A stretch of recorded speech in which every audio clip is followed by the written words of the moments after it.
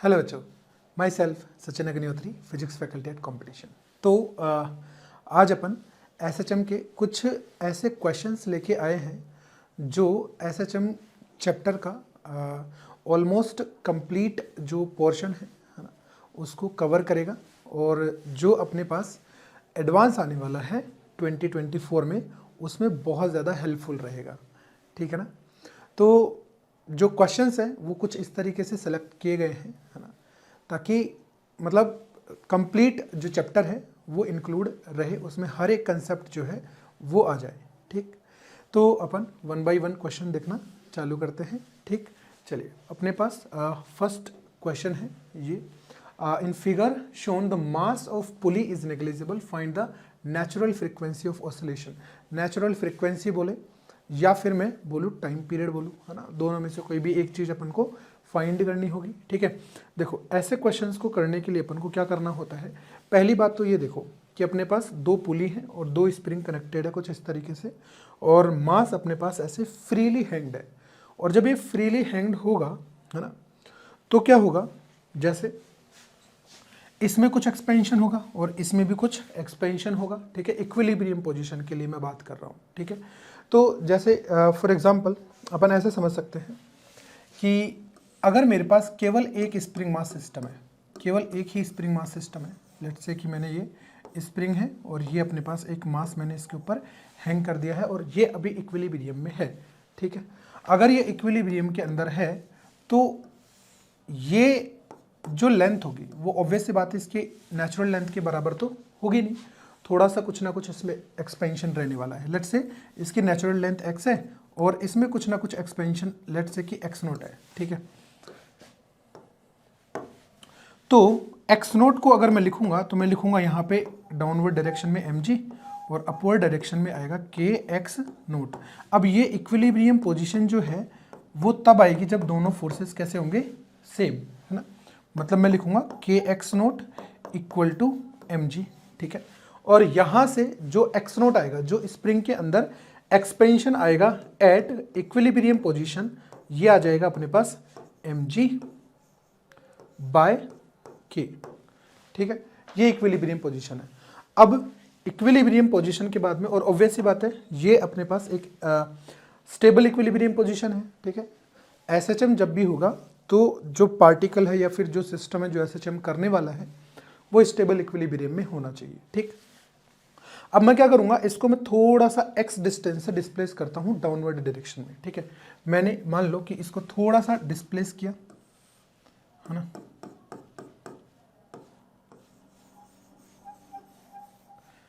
Mean position से मैंने x displace कर दिया, इसमें डाउनवर्ड डायरेक्शन में ये x डिस्प्लेस कर दिया।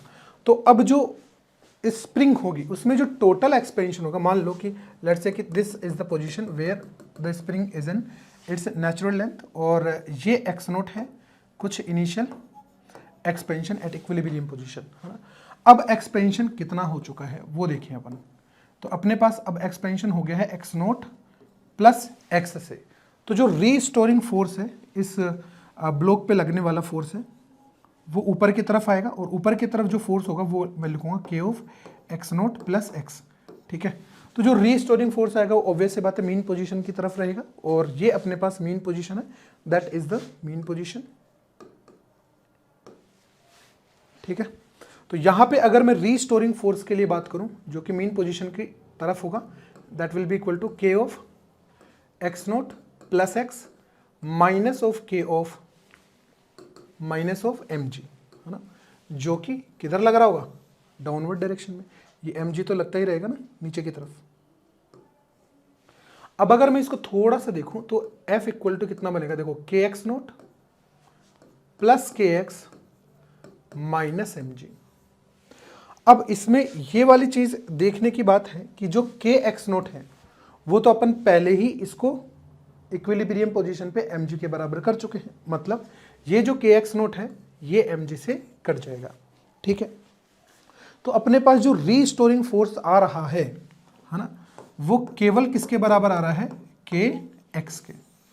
ठीक है, अब यहां पे देखने वाली बात ये है कि ये जो अपने पास मीन पोजीशन है इसका एक्सपेंशन के बाद में रीस्टोरिंग फोर्स में कोई भी योगदान नहीं है, ठीक है। तो अपन क्या कर सकते हैं कि मीन पोजीशन को सोल्व किए बगैर मैं सीधा का सीधा रीस्टोरिंग फोर्स कैलकुलेट कर सकता हूं। कैसे? मतलब मैं केवल और केवल मीन पोजीशन से जो डिस्प्लेसमेंट हो रहा है मीन पोजीशन से, है ना, और स्मॉल सा डिस्प्लेसमेंट होगा, उस स्मॉल सा डिस्प्लेसमेंट की वजह से जो रीस्टोरिंग फोर्स हो रहा है बस केवल उतना कैलकुलेट करूं जो कि एक्स्ट्रा फोर्स है। डिस्प्लेसमेंट की वजह से जो एक्स्ट्रा फोर्स जनरेट हो रहा है केवल वो रीस्टोरिंग फोर्स का काम करेगा। जैसे मतलब यहाँ पे मीन पोजीशन अपने पास यहाँ पे है, अगर मैं इसको x डिस्प्लेस करता हूँ तो ऑब्वियस बात है कि इसमें x एक्सपेंशन, एक्स्ट्रा एक्सपेंशन होने की वजह से इसमें जो एक्स्ट्रा फोर्स जो जनरेट हो रहा है that is equals to kx only. और ये जो एक्स्ट्रा फोर्स है अबव द मीन पोजीशन, यही रीस्टोरिंग फोर्स होता है।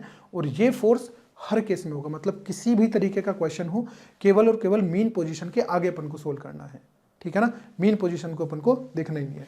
तो यहाँ पे रीस्टोरिंग फोर्स है, एफ को अगर मैं लिखना चाहूँ तो मैं लिख दूंगा यहाँ पे M equal to K X. तो एक्सेलरेशन जो हो जाएगा that will be equal to K by M into X, that is the omega square, ठीक। ओमेगा स्क्वायर आ गया तो अपने पास जो टाइम पीरियड है that is equals to 2 pi under root of M by K, ठीक है। ऐसे अपन ये सोल्व कर सकते हैं। अब ये वाली चीज इसलिए बताई गई क्योंकि ऐसे काफ़ी सारे क्वेश्चन हैं, काफ़ी सारे क्या, जितने भी अपने पास टाइम पीरियड निकालने के क्वेश्चन आएंगे या फिर फ्रीक्वेंसी निकालने के क्वेश्चन आएंगे, उसमें अपने को कोई ना कोई सिस्टम इक्विलिब्रियम में होगा और इक्विलिब्रियम से अपन को उसको थोड़ा सा डिस्प्लेस करना होगा, ठीक है ना।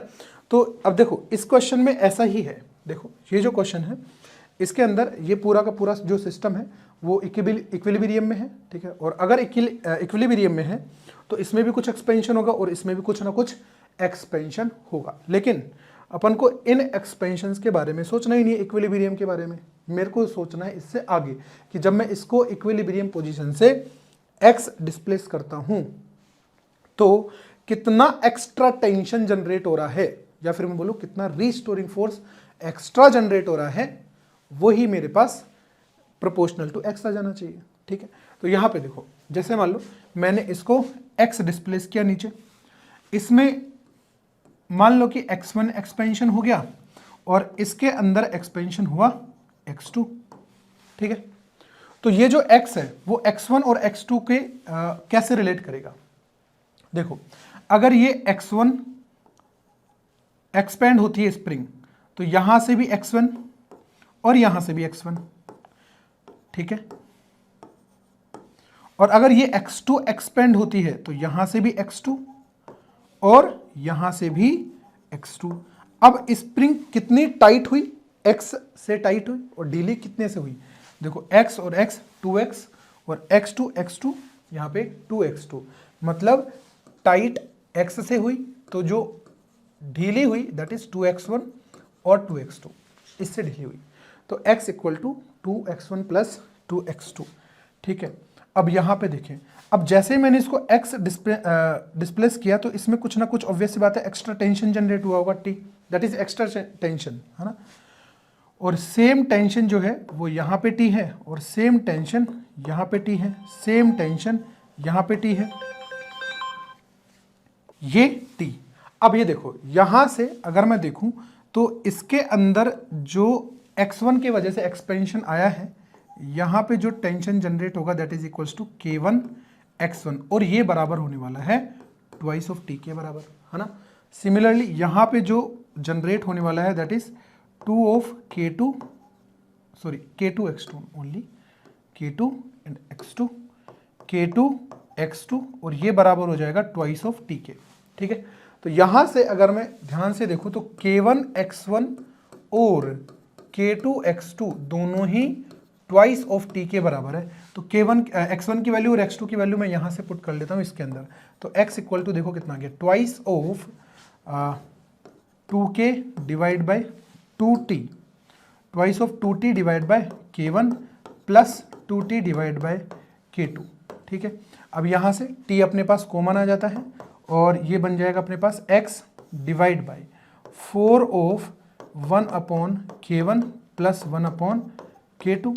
तो जो t बनेगा that is equals to k1 k2 divide by 4 of k1 plus K2 into x. ठीक है, तो अपने पास जो एक्स्ट्रा जनरेटेड टेंशन है वो देखो x के प्रोपोर्शनल आ गई ना सीधे। ठीक है, अब ये जैसे ही x के प्रोपोर्शनल आई तो ऑब्वियस सी बात है ये अपने पास काम करेगा k का, है ना। और ये जो टेंशन जनरेट हुई है एक्स्ट्रा टेंशन, अब इसमें mg का कोई लेना देना नहीं है, ये जो एक्स्ट्रा टेंशन जनरेट हुई है इसकी वजह से एक्स्ट्रा एक्सेलरेशन ऊपर की तरफ आएगा। तो इस टेंशन को मैं बोल पाऊंगा m into a and that will be equal to k1 k2 divide by 4 of k1 plus k2 into x. तो जो एक्सेलरेशन है वो अपने पास देखो ये आ गया k1 k2 divide by 4 of m और k1 plus k2 into x. तो ये अपने पास बन जाएगा ओमेगा स्क्वायर। ठीक है, ओमेगा स्क्वायर बन गया और ओमेगा की वैल्यू आ जाएगी root of k1 k2 divide by 4m k1 plus k2। ठीक है, तो इस तरीके से अपन ये क्वेश्चन सोल्व कर पाएंगे। ठीक है, अगर मान लो यहाँ पे एक स्प्रिंग इसमें भी आ जाती तो क्या होता। ठीक है, एक भी आ सकती है, दो भी आ सकती है, मतलब मान लो एक यहाँ पे आ जाए, एक यहाँ पे आ जाए, एक यहाँ पे आ जाए, कहीं पे भी आ जाए, है ना, अलोंग द लेंथ भी आ जाए या फिर ऐसे कुछ कनेक्शन आ जाए। ठीक, यहाँ पे अपने पास जो पुलीज है वो स्मूथ है। ठीक है, नेक्स्ट अपने पास है ये वाला क्वेश्चन। देखो क्वेश्चन में क्या बोला हुआ है। ठीक है, मतलब ऐसा भी क्वेश्चन बन सकता है। देखो क्वेश्चन इस तरीके से भी फॉर्म हो सकता है कि एक स्प्रिंग यहाँ पे है, एक स्प्रिंग यहाँ पे है और एक और स्प्रिंग यहाँ पे आ जाए, मतलब ऐसा कुछ बन जाए कि कॉम्बिनेशन की, देखो एक ऐसा बन जाए और यहाँ पे पुली और यहाँ पे भी पुली और यहाँ पे ये मास आ गया कुछ इस तरीके से, ये पुली और यहाँ पे एक स्प्रिंग आ जाए और यहाँ पे एक स्प्रिंग आ जाए। ठीक है, और ये मास आ गया अपने पास m। ठीक है ना, तो अब अगर मान लो मैं बोलता हूँ ये k1 की है, ये k2 की है और ये k3 की है। अब इसमें भी अपन को क्या करना है, केवल और केवल अपन को इसको डिस्प्लेस करना है। लेट्स से कि मैंने इसको x से डिस्प्लेस कर दिया। अब इसमें एक्सपेंशन मान लिया अपन ने x1 का, इसमें एक्सपेंशन हो गया x2 का और इसमें एक्सपेंशन हो गया x3 का। ठीक है, ऐसे एक्सपेंशन इसमें भी एक्सपेंशन और इसमें भी एक्सपेंशन। अब ये जो x है ना, x से टाइट हुआ तो ढीली कहाँ से हुई, देखो x1 यहाँ से, 2x2 और 2x3, मतलब यहाँ पे जो x आएगा that will be equal to x1 plus 2x2 plus 2x3। अब मेरे को जो एक्स्ट्रा जनरेटेड टेंशन है इसको मेरे को प्रोपोर्शनल करना है x के। तो मैं क्या करूँगा, यहाँ पे देखो ये जो टेंशन है ये पूरी टेंशन सेम होगी और ये टेंशन होगी किसके बराबर, k1 इंटू x1 के। तो t इक्वल टू आ जाएगा k1 इंटू x1। अगर यहाँ पे बीच में कहीं एक और स्प्रिंग लगी होती तो वो भी इसी के बराबर हो जाती। ठीक है ना, और यहाँ पे अपन क्या लिखेंगे, 2t जो टेंशन होगा वो सेम किसके बराबर हो जाएगा, k2 इंटू x2 और k3 इंटू x3। देखो अब अगेन यहाँ से x1 यहाँ पुट कर लेंगे, यहाँ पे x2 यहाँ, x3 यहाँ पे, वापस से जो टेंशन है वो इन टर्म्स ऑफ x आ जाएगा अपने पास। ठीक है, तो ऐसे क्वेश्चंस को अपन आराम से ये कर सकते हैं। आगे बढ़ते हैं नेक्स्ट क्वेश्चन की तरफ और नेक्स्ट है अपने पास ये है क्वेश्चन। ठीक है, और क्वेश्चन में देखो क्या बोला हुआ है, ए सॉलिड स्फेयर है, एक सॉलिड स्फेयर है। ठीक है, rolls without slipping in a cylindrical vessel, radius अपन को दे रखा है 5r। Find the angular frequency of small oscillation of sphere in seconds. Take r की वैल्यू गिवन है और g की वैल्यू अपन को गिवन है। ठीक है, मतलब हुआ क्या है, ये अपने पास सॉलिड स्फेयर है और अगर मैं इसको रिलीज करता हूं तो इक्विलिब्रियम पोजीशन जो कि स्टेबल होनी चाहिए वो यहाँ पे आएगी कहीं पे। ठीक है, तो अगर मेरे को इसको एसएचएम कराना है तो मेरे को इसको थोड़ा सा ऐसे रोल करना पड़ेगा और फिर छोड़ना पड़ेगा। तो ये कुछ इस तरीके से एसएचएम करेगा रोल करते हुए, प्योर रोलिंग हो रही है, there is no energy loss. ठीक है ना, अब ये अपन को मान लो किसी एक स्पेसिफिक लोकेशन की पोजीशन अपन को दे दी। ठीक है, और ये जो एसएचएम करेगा ये मतलब अगर मैं इस सेंटर के अबाउट बोलता हूं तो इस सेंटर के अबाउट एसएचएम करने वाला है। देखो ऐसे, ठीक है ना, तो यहां पे देखो अगर मैं यहां पे इसको सेंटर से मिला देता हूं, ये सेंटर से मिला दिया मैंने इसको, और मैंने इसको ये जो सेंटर O है इससे डिस्प्लेस किया मैंने ऐसे, कितने एंगल से, थीटा से। ठीक है, और ओ से लेके और लेट्स से कि इसका जो सेंटर है वो है सी, ठीक। तो ओ से लेके सी तक की जो डिस्टेंस है ओ सी जो आ रही है वो आ रही है अपने पास 4r, मतलब 5r minus r is 4r, ठीक है। अब यहां पे ये अगर थीटा है तो मैं अगर यहां पे टेंजेंट बना दूं एक, तो वो जो टेंजेंट है वो कुछ इस तरीके से होगी, देखो। और ये टेंजेंट हॉरिजॉन्टल से, किससे? हॉरिजॉन्टल से कितना एंगल बनाने वाली है? देखो ये एंगल थीटा है तो ये वाला एंगल भी क्या होगा? थीटा, है ना। मतलब अगर मैं यहां पे देखूं तो इसके परपेंडिकुलर ये है और इसके परपेंडिकुलर ये है, तो ये भी थीटा होगा, ये भी थीटा होगा, ठीक है। तो यहां पे अपने पास ये जो स्फेयर है, सॉलिड स्फेयर, ये प्योर रोलिंग कर रहा है। क्या करेगा? प्योर रोलिंग करेगा। प्योर रोलिंग करेगा तो ऑब्वियस सी बात है यहाँ पे फ्रिक्शन अपने पास आएगा, और फ्रिक्शन आएगा तो वो इसको स्लिप नहीं होने देगा। तो यहां पे अपने पास इसका एक्सेलरेशन हो जाएगा ए, और यहां पे जो रीस्टोरिंग फोर्सेज होंगे उनकी वजह से रीस्टोरिंग टॉर्क कुछ इस तरीके से जनरेट होने वाला है, ठीक है। और ये जो रीस्टोरिंग टॉर्क है अगर इस एंगल थीटा के प्रोपोर्शनल आ जाता है ना, तो अपना काम बन जाएगा। या तो रीस्टोरिंग टॉर्क बोलूं या फिर मैं बोलूं alpha angular acceleration, alpha of this solid sphere about O, है ना। तो यहां से देखो ये एक्सेलरेशन किसका है? इस ब्लॉक के सेंटर ऑफ मास का है आगे की तरफ, और लेट्स से कि इसकी ना किसी स्पेसिफिक पोजीशन पे इसकी वेलोसिटी कितनी है? v है, किसी भी स्पेसिफिक पोजीशन पे, ठीक है। और ये जो स्फीयर है वो ऐसे रोल करेगा। देखो यहां पे क्या लगने वाला है? यहां पे अपने पास mg लगने वाला है, और mg के अपने पास दो कंपोनेंट आ जाएंगे। ऑब्वियस सी बात है, ये अगर एंगल थीटा है तो अपने पास ये वाला एंगल भी कितना रहने वाला है? थीटा। तो यहाँ पे अपने पास आएगा mg cos थीटा, और यहाँ पे अपने पास आने वाला है mg ऑफ साइन थीटा। तो जो mg साइन थीटा है वो इसको नीचे की तरफ लेके आने वाला है, ठीक है। और जब नीचे की तरफ लेके आने वाला है तो यहाँ पे फ्रिक्शन जो लगेगा जो कि इसको रोल करवाएगा, और जब रोल करेगा ये तो इसका एक सर्टेन एंगुलर एक्सेलरेशन होगा जो कि इस एंगुलर एक्सेलरेशन से डिफरेंट होगा, ठीक है। ये एंगुलर एक्सेलरेशन ओ के अबाउट है इसके सेंटर ऑफ मास का, और ये एंगुलर एक्सेलरेशन है स्फीयर का, ठीक है, ऑन दिस पोजीशन ओनली, है ना। कब? जब थीटा है एंगल तब, ठीक है ना। तो यहां से देखो अपने पास जो एक्सेलरेशन ए आएगा, यहां पे फ्रिक्शन ऑब्वियस सी बात है किस डायरेक्शन में लगेगा? फ्रिक्शन लगेगा पीछे की तरफ, ठीक है ना।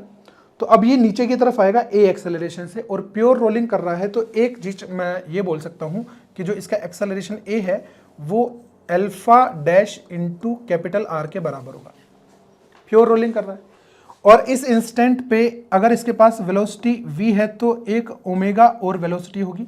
और देखो ओमेगा दो तरीके की ओमेगा होगी, एक तो इसकी एंगुलर वेलोसिटी ओमेगा, और एक इसकी angular velocity omega. Let's say कि ये ओमेगा अगर मैं मान लेता हूं तो ये ओमेगा डैश होगा, और दोनों ओमेगा जो होंगे वो अलग अलग होंगी।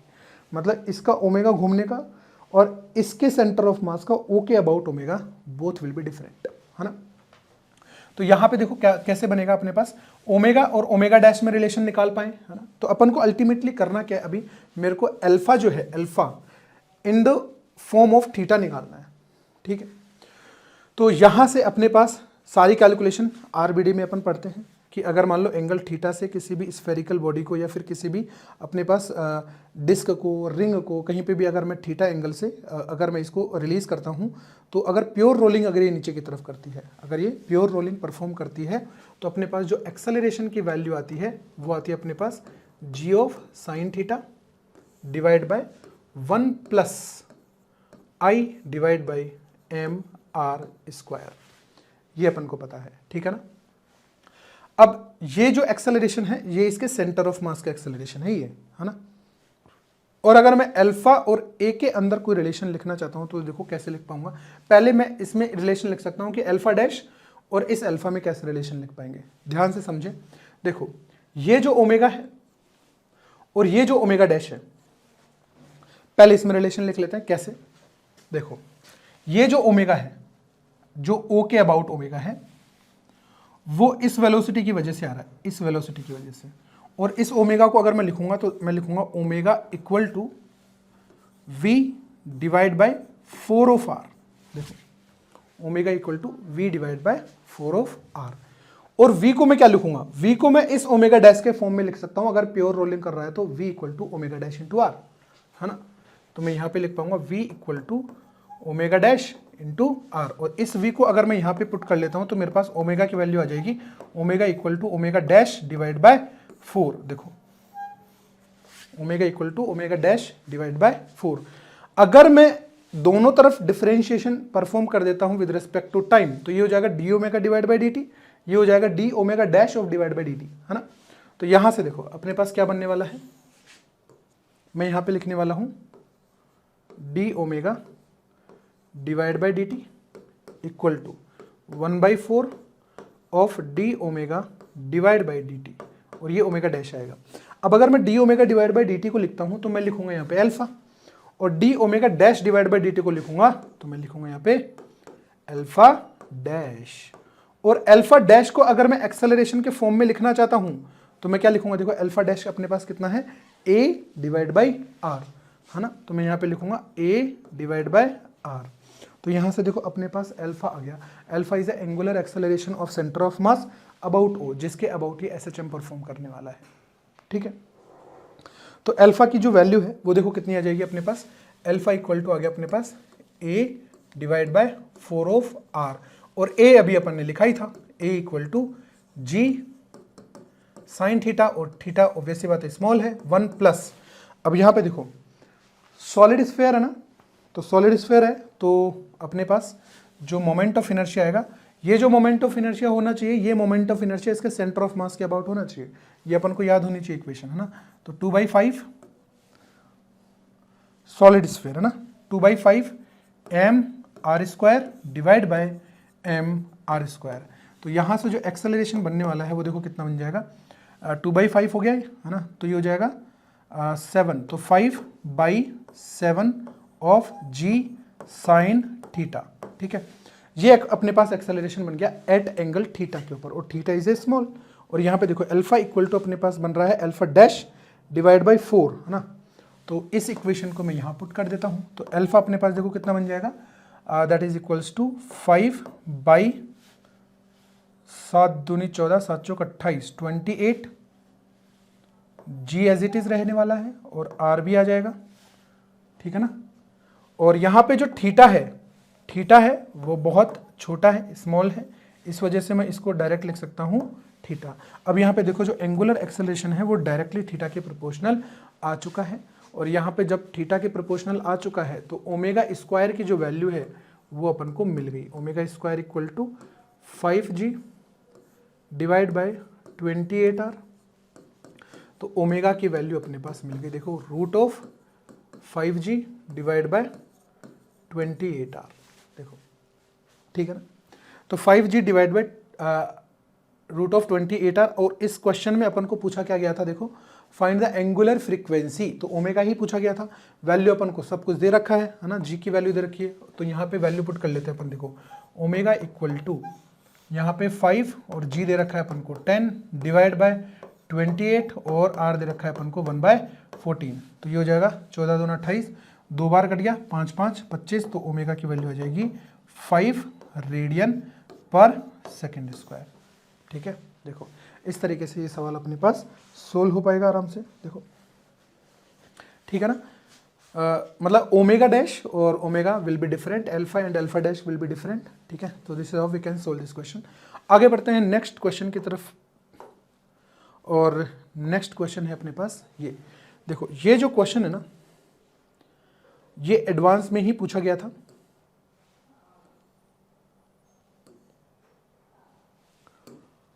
बस इसमें अपन को क्या चीज़ समझनी है वो देखिए।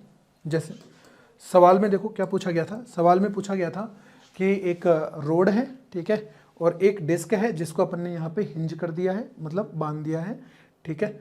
और मैं जब मीन पोजीशन ऑब्वियस से बात है वर्टिकल डायरेक्शन में होगी, जब मैं इसको थीटा से डिस्प्लेस करता हूँ तो ये एक एसएचएम परफॉर्म करती है।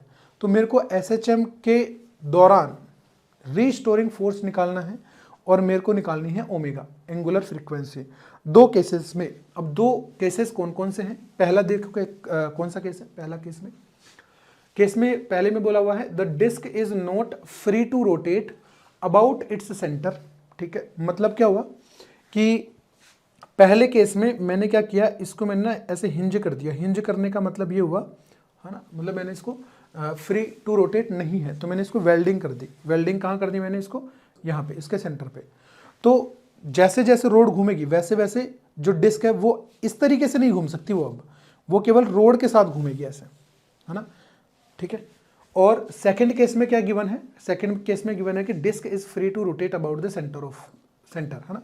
मतलब सेकंड केस में यहाँ पे मैंने बेयरिंग लगा दी। बेयरिंग लगा दी मतलब ये अब ऐसे भी घूम सकती है इस हिंज पॉइंट के अबाउट, ठीक है ना।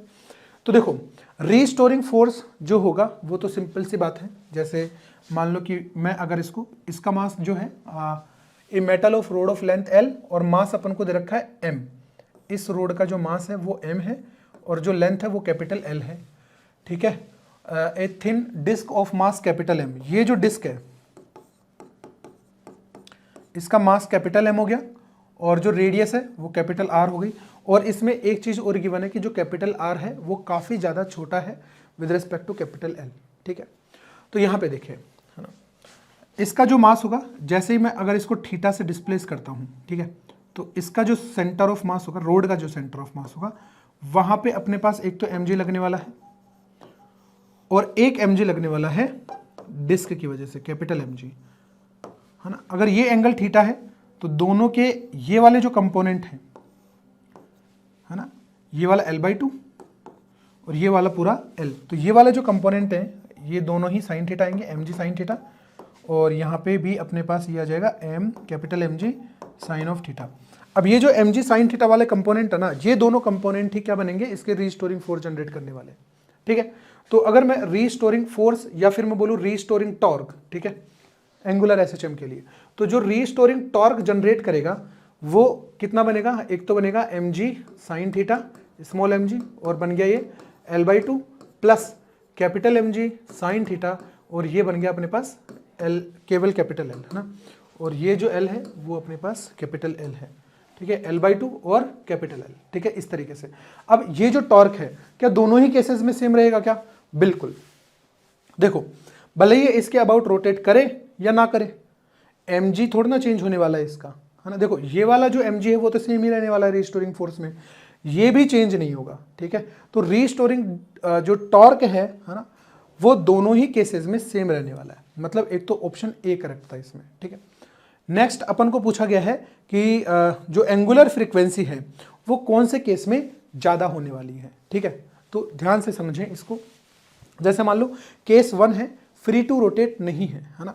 अब जैसे ऐसे समझ सकते हैं कि ये अपने पास ये जो थंब है ना, ये जो थंब है ये इसका ये वाला पॉइंट है, टॉप मोस्ट पॉइंट जो है, ठीक है, इस तरीके से।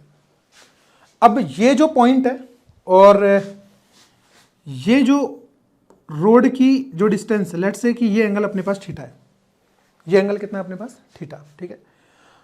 अब पहले केस में ये फ्री टू रोटेट नहीं है। अब जब ये फ्री टू रोटेट नहीं है तो होगा क्या, तो ये जो एंगल है थीटा ये हर केस में सेम रहेगा। मतलब जब ये इधर आएगा तब भी थीटा रहेगा, इधर आएगा तब भी थीटा रहेगा। मतलब ये जो एंगल थीटा है वो जब ऐसे आएगा तो ऐसे हो जाएगा, ऐसे आएगा तो ऐसे हो जाएगा, ऐसे ऑसिलेट करने वाला है, ठीक है।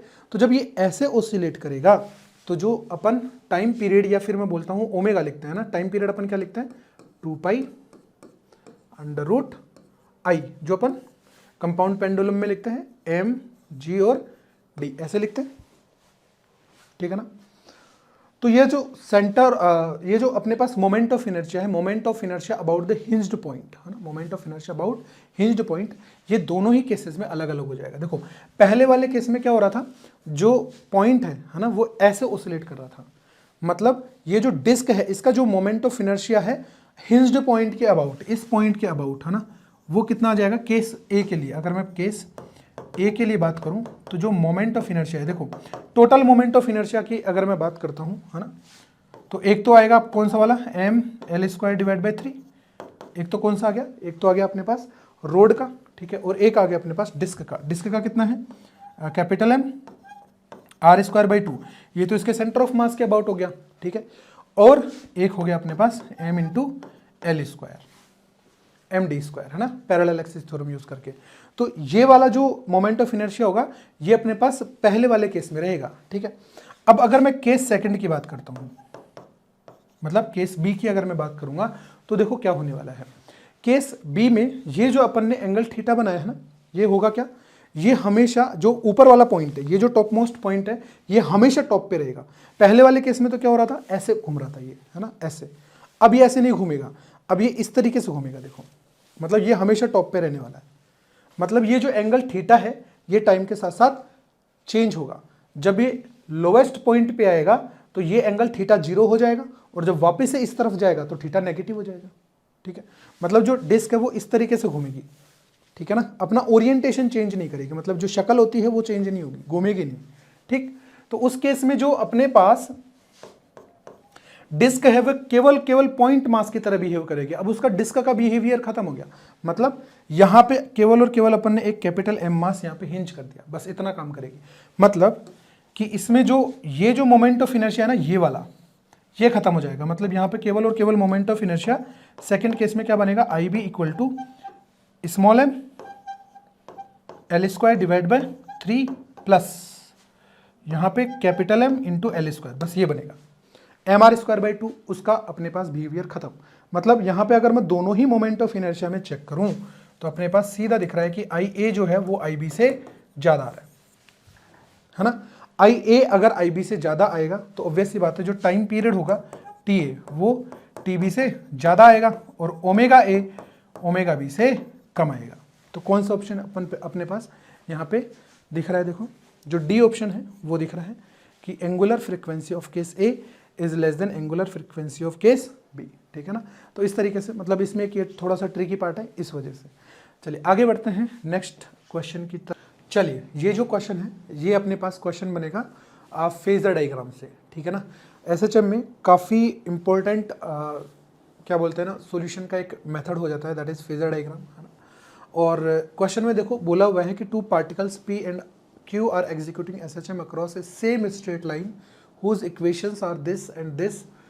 An observer at t equal to 0 observes the particle P at a distance of a/√2 moving to the right from mean position O, while Q at minus of √3/2 a moving to the left from mean position O as shown, ठीक है। तो अपन को दोनों के बीच में पता करना है φ2 माइनस φ1, शायद इसमें लिखना भूल गए हैं, ठीक है ना। तो इसमें जो क्वेश्चन है वो ये पूछा गया है, find the phase difference between the particles, है ना। मतलब अपन को डेल्टा फाई लिखना है मैग्नीट्यूड वाइज, है ना। मतलब φ2 माइनस φ1 बोलो या फिर φ1 माइनस φ2 बोलो, ठीक है। तो देखो जो फेजर डायग्राम होता है ना, वो एक रोटेटिंग वेक्टर होता है, ठीक है, जो कि एक SHM के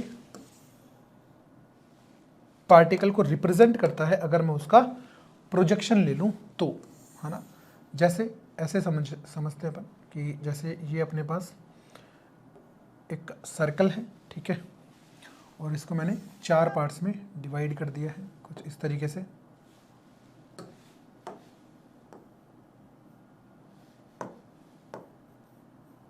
ठीक है। ये इसका सेंटर हो गया, ठीक है। ये इसकी मेन पोजीशन है मान लो किसी भी एक पार्टिकल की, है ना।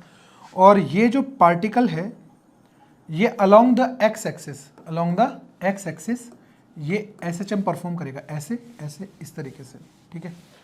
तो अब मतलब ऑब्वियस सी बात है कि अपन इसको आराम से स्टडी कर पाएंगे, लेकिन थोड़ा सा और आसान बनाने के लिए अपन फेजर डायग्राम को यूज़ करते हैं। अब फेजर डायग्राम में क्या होता है, एक रोटेटिंग वेक्टर होता है। जैसे मान लो कि ये अपने पास एक वेक्टर है, ठीक है, और इस वेक्टर का जो पॉइंट है वो ये है, ठीक है। और अब इस पॉइंट का हमेशा मैं प्रोजेक्शन लूंगा एक्स एक्सिस के ऊपर, और वो जो प्रोजेक्शन होगा टिप का वही इस पॉइंट की मोशन को डिफाइन करने वाला है ना। मतलब अगर मैं किसी भी एक पॉइंट पे अगर इस तरीके से ये वेक्टर ले लेता हूँ, लेट्स से कि अगर मान लो कि ओमेगा टी के बाद में बात करूँ मैं, टी टाइम के बाद में, तो ये ओमेगा टी चल जाएगा। और ये जो ओमेगा है वो क्या चीज़ है, जिस एंगुलर फ्रीक्वेंसी से ये घूम रहा है, जिस एंगुलर वेलोसिटी से ये घूम रहा है। जैसे मैंने बोला कि y equal to a of sine omega t, तो ये जो a ओमेगा है that is the angular frequency of SHM। तो ये एंगुलर फ्रीक्वेंसी जो है ये एंगुलर वेलोसिटी बन जाती है फेजर की, ठीक है, जो कि कांस्टेंट रहने वाली है। तो अगर मैं टी टाइम के बाद में बात करूं, ये मान लो टी इक्वल टू 0 पे है और ये टी इक्वल टू टी पे है, तो टी इक्वल टू टी पे ये कितना चल जाएगा, ओमेगा इंटू टी, ये थीटा बन जाएगा। तो अगर मैं इसका प्रोजेक्शन यहाँ पे लेता हूँ, ठीक है, तो ये जो प्रोजेक्शन है वो देखो कितना बनेगा, let's say that is x, ये ओमेगा टी, तो ये भी ओमेगा टी बनेगा। और ये जो इसकी रेडियस होती है, जो सर्कल की रेडियस होती है, ये डिफाइन करती है इसके एम्पलीट्यूड को। सर्किट की जो जो सर्कल की रेडियस होती है ये डिफाइन करती है एम्पलीट्यूड को। तो ये जो लेंथ होगी इसका वो एम्पलीट्यूड ए के बराबर हो जाएगा। तो एक्स को मैं क्या लिखूंगा, ए साइन ओमेगा टी, ठीक है। तो ये अपने पास ए साइन ओमेगा टी से इक्वेशन आ गई अपने पास एचएचएम की, ठीक है। अब इस क्वेश्चन में देखो क्या बोला हुआ है। क्वेश्चन में देखने से पहले एक पॉइंट और समझ लेते हैं। जैसे ये वाला जो पार्टिकल है ना, ये जब प्रोजेक्शन, इस पॉइंट का प्रोजेक्शन अपन यहाँ पे लेंगे तो यहाँ पे बनेगा ना, और ये जो फेजर है वो कुछ इस तरीके से ओमेगा से घूम रहा है। तो जब इस प्रोजेक्शन को मैं देखूंगा तो इसमें जो प्रोजेक्शन है वो इस डायरेक्शन में आगे की तरफ जा रहा होगा, ठीक है।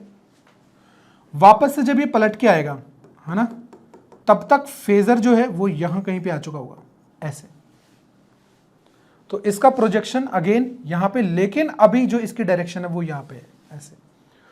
तो जब पार्टिकल यहां पे वापस से पलट के आएगा तो फेजर इतना चल चुका होगा, and that will be the omega T, ठीक है ना, इस तरीके से। अब क्वेश्चन में देखो क्या बोला हुआ है। क्वेश्चन में अपन को दो पार्टिकल्स की पोजीशन गिवन है, जो कि a/√2 पे है और एक है -3 a/√2 पे। ये दूर जा रहा है और ये भी दूर जा रहा है। तो अगर मैं इन दोनों के लिए ही फेजर बनाता हूं, है ना, इन दोनों के लिए ही अगर मैं फेजर बनाता हूं तो फेजर जो है वो किस हिसाब से बनेगा, देखो वो कुछ इस तरीके से बनने वाला है। ये अपने पास लाइन बन गई, ठीक है, और एक ये बन गई लाइन, ठीक। और अब देखो जो पार्टिकल है, एक पार्टिकल तो यहां पे है a/√2 पे, और जो कि इधर दौड़ रहा है।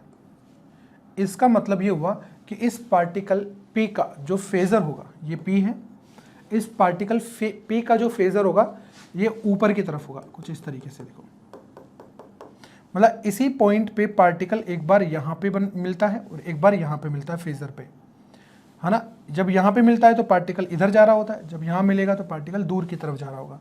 मतलब यहाँ पे जो फेजर बनने वाला है वो कुछ इस तरीके से बनने वाला है, देखो ये, ठीक।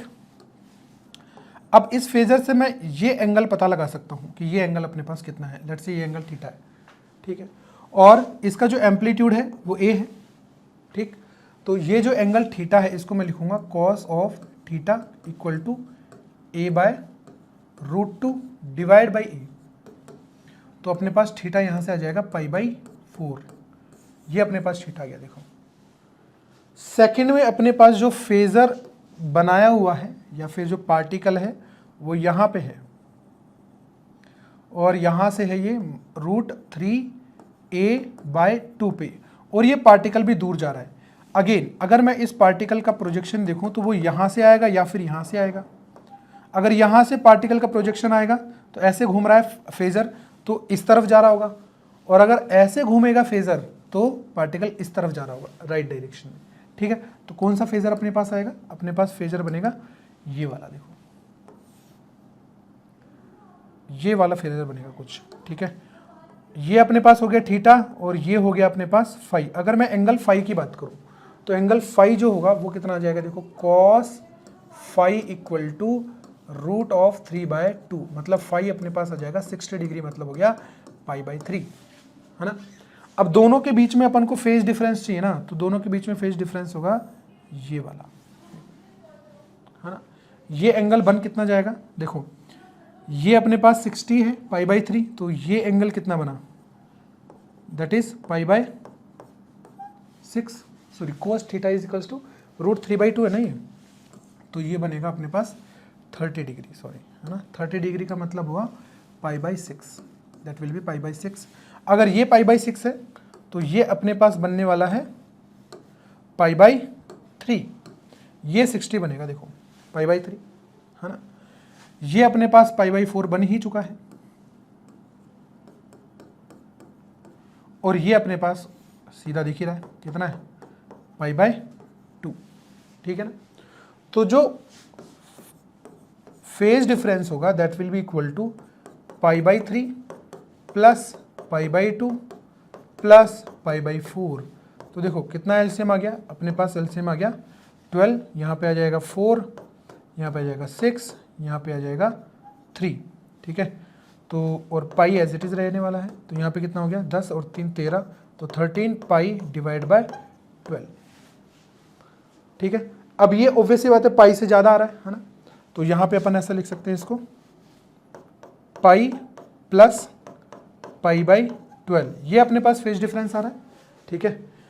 अगर मैं इधर से लूँ, ठीक है, ये वाला अगर मैं फेज डिफरेंस लेता हूँ तो 2 पाई माइनस ऑफ 13 π/12 आ जाएगा, है ना।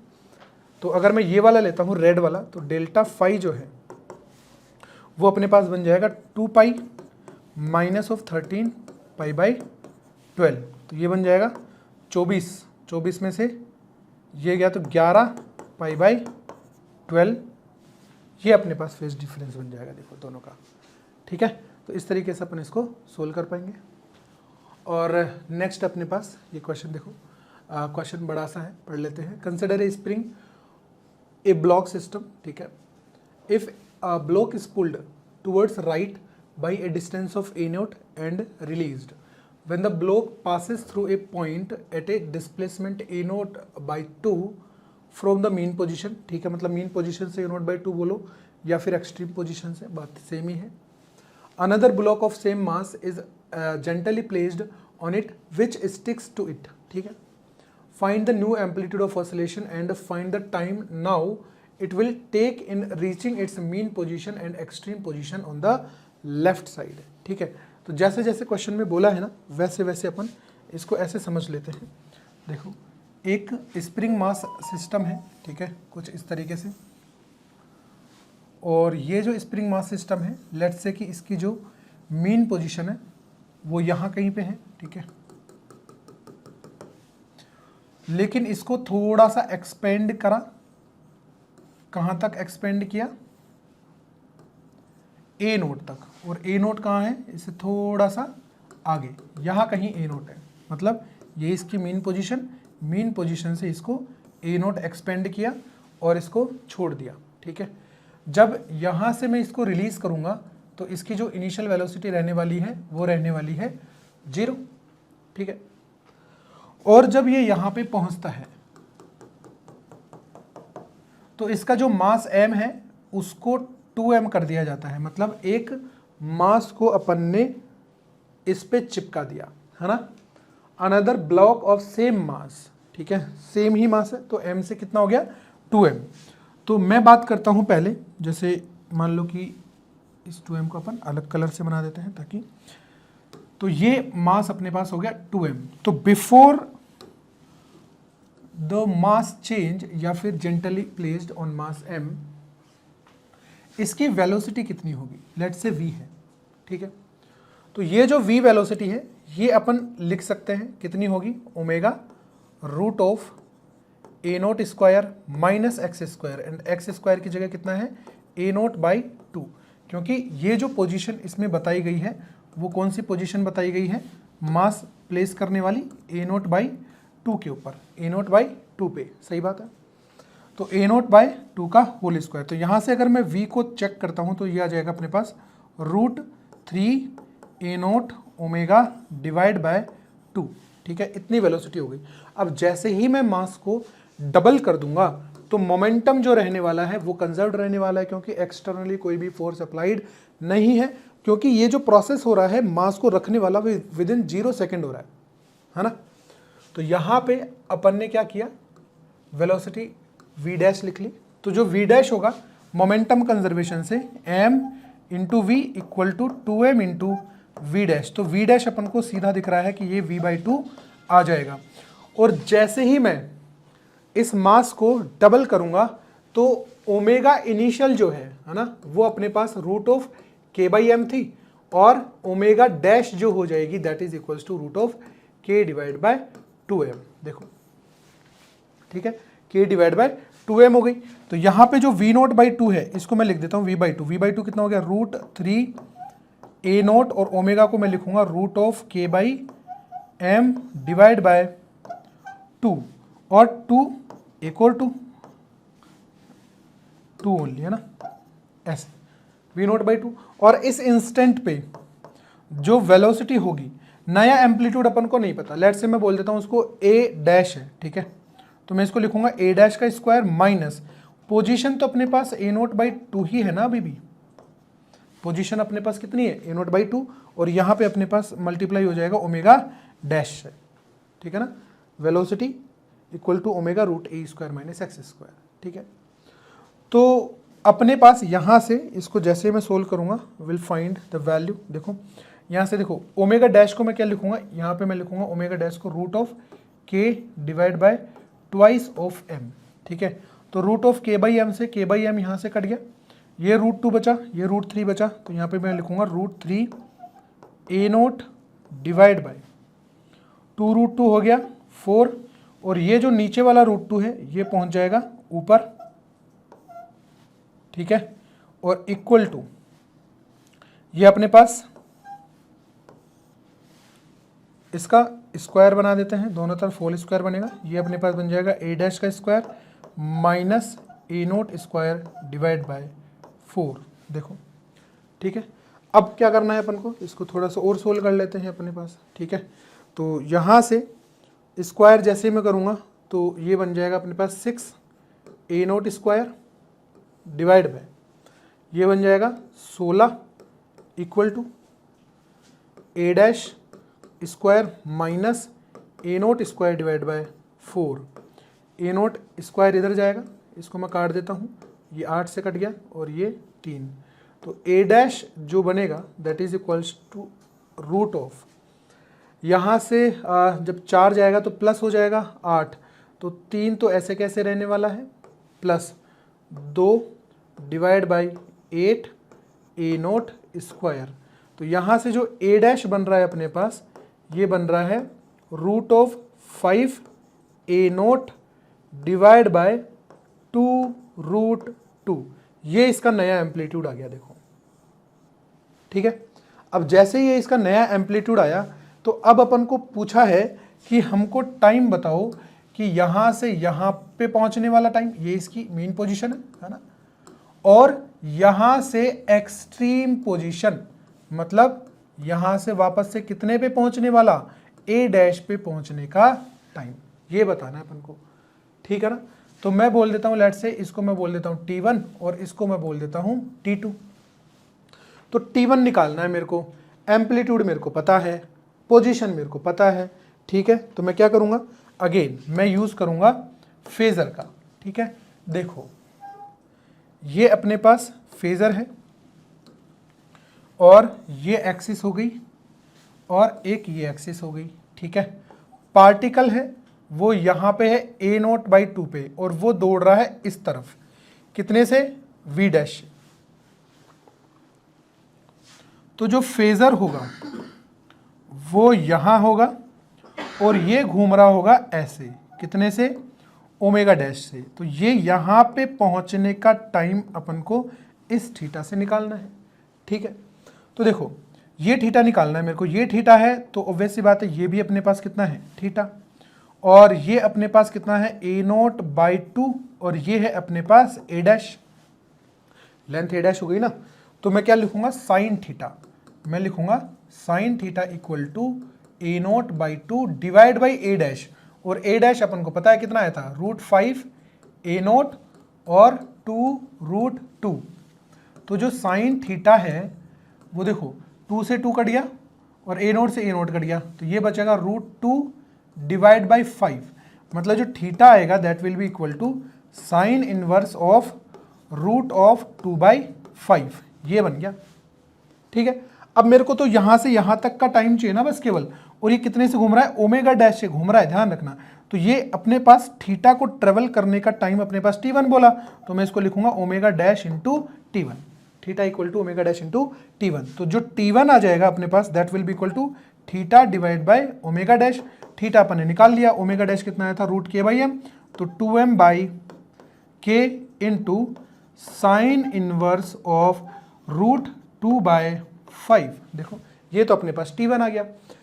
सेकंड अपन को पूछा है कि जब ये पार्टिकल यहां आ जाएगा इस एक्सट्रीम पोजीशन पे ना, जब ये इस एक्सट्रीम पोजीशन पे आ जाएगा तो फेजर अपने पास ऐसे हो जाना चाहिए, इस तरीके से। देखो ठीक है ना, इस तरीके से फेजर हो जाना चाहिए। अभी कहां पे है ये, यहां पे है, तो यहां से यहां तक का जो एंगल है that will be equal to π/2 plus theta. तो मैं इसको बोल सकता हूं let's say that is equal to phi. तो अपन को जो T2 है वो कौन देगा, अपन को फाई देगा। तो मैं यहां पे लिख पाऊंगा, देखो फाई के लिए, फाई को मैं लिखूंगा ओमेगा डैश इंटू T2। तो जो T2 आएगा that will be equal to twice of m divide by k, और ब्रैकेट में आ जाएगा π/2 plus sine inverse of root of 2/5। देखो ये अपने पास T2 आ गया। ठीक है, तो इस तरीके से अपन फेजर को यूज करते हुए ये अपन आराम से इक्वेशंस फाइंड कर सकते हैं, और ये वैल्यूज अपन टाइम की पता कर सकते हैं। अगर इसमें टाइम पीरियड भी पूछ लिया जाता तो भी अपन निकाल लेते। ठीक है ना, टाइम पीरियड पूछ लिया जाता तो ऑब्वियस सी बात है क्या करना पड़ता है, रूट ऑफ m/k, तो m की जगह 2m हो जाता, बस और कुछ होता नहीं। चलिए नेक्स्ट आगे बढ़ते हैं नेक्स्ट क्वेश्चन की तरफ, और ये है अपने पास एक सिंपल सा क्वेश्चन। ठीक है, यहाँ पे देखो क्वेश्चन में क्या बोला गया है, find the resulting amplitude and phase difference of vibration. ठीक है, अब यहाँ पे ना अपने पास 4 SHM की इक्वेशंस गिवन है। एक है a cos omega T, a/2 cos omega T plus π/2, a/4 cos omega T plus pi, a/8 cos omega T plus 3π/2। ठीक है, और ये जो 4 SHM की इक्वेशन है ना, ये चारों के चारों अलोंग द एक्स एक्सिस है। ठीक है, तो ऐसे क्वेश्चंस को करने के लिए अपन अगेन फेजर का ही यूज करते हैं। ठीक है, ऐसा नहीं कि इसको खोल के वापस से अपन कॉमन निकाल के और स्क्वायर करके बैठ जाए। ठीक है ना, तो अपने पास एक SHM ये है, एक SHM ये है, एक SHM ये है, एक SHM ये है। ठीक है, तो फेजर का यूज किस हिसाब से करना होता है अपन को, देखो जो पहला फेजर है उसका एम्पलीट्यूड कितना है, a, मतलब उसका फेजर है a। देखो सबकी फ्रीक्वेंसी सेम है ना, सबकी फ्रीक्वेंसी सेम है, ओमेगा ओमेगा ओमेगा ओमेगा, मतलब जितने भी फेजर होंगे ना, चारों के चारों फेजर जिनकी लेंथ अपन को एम्पलीट्यूड के बराबर गिवन है, वो सारे के सारे सेम एंगुलर वेलोसिटी ओमेगा से घूम रहे होंगे। ठीक है, तो यहाँ पे अपने पास है a। ठीक है, और फिर अपने पास है π/2 फेज डिफरेंस पे a/2। ठीक है, फिर अगेन पाई फेज डिफरेंस पे a/4, अगेन 3π फेज डिफरेंस पे a/8। तो अब मैं अगर इसको सोल्व कर लूँ तो मेरा काम बन जाएगा। ठीक है, तो देखो यहाँ पे हॉरिजॉन्टल एक्सिस पे इस डायरेक्शन में दोनों का जो रिजल्टेंट आएगा that is equals to 3a/4, और वर्टिकल में ऊपर की तरफ जो आएगा है ना a/2 माइनस a/8, तो ये आ गया 4 माइनस 8, तो that will be equal to 3a/8 ये बनेगा।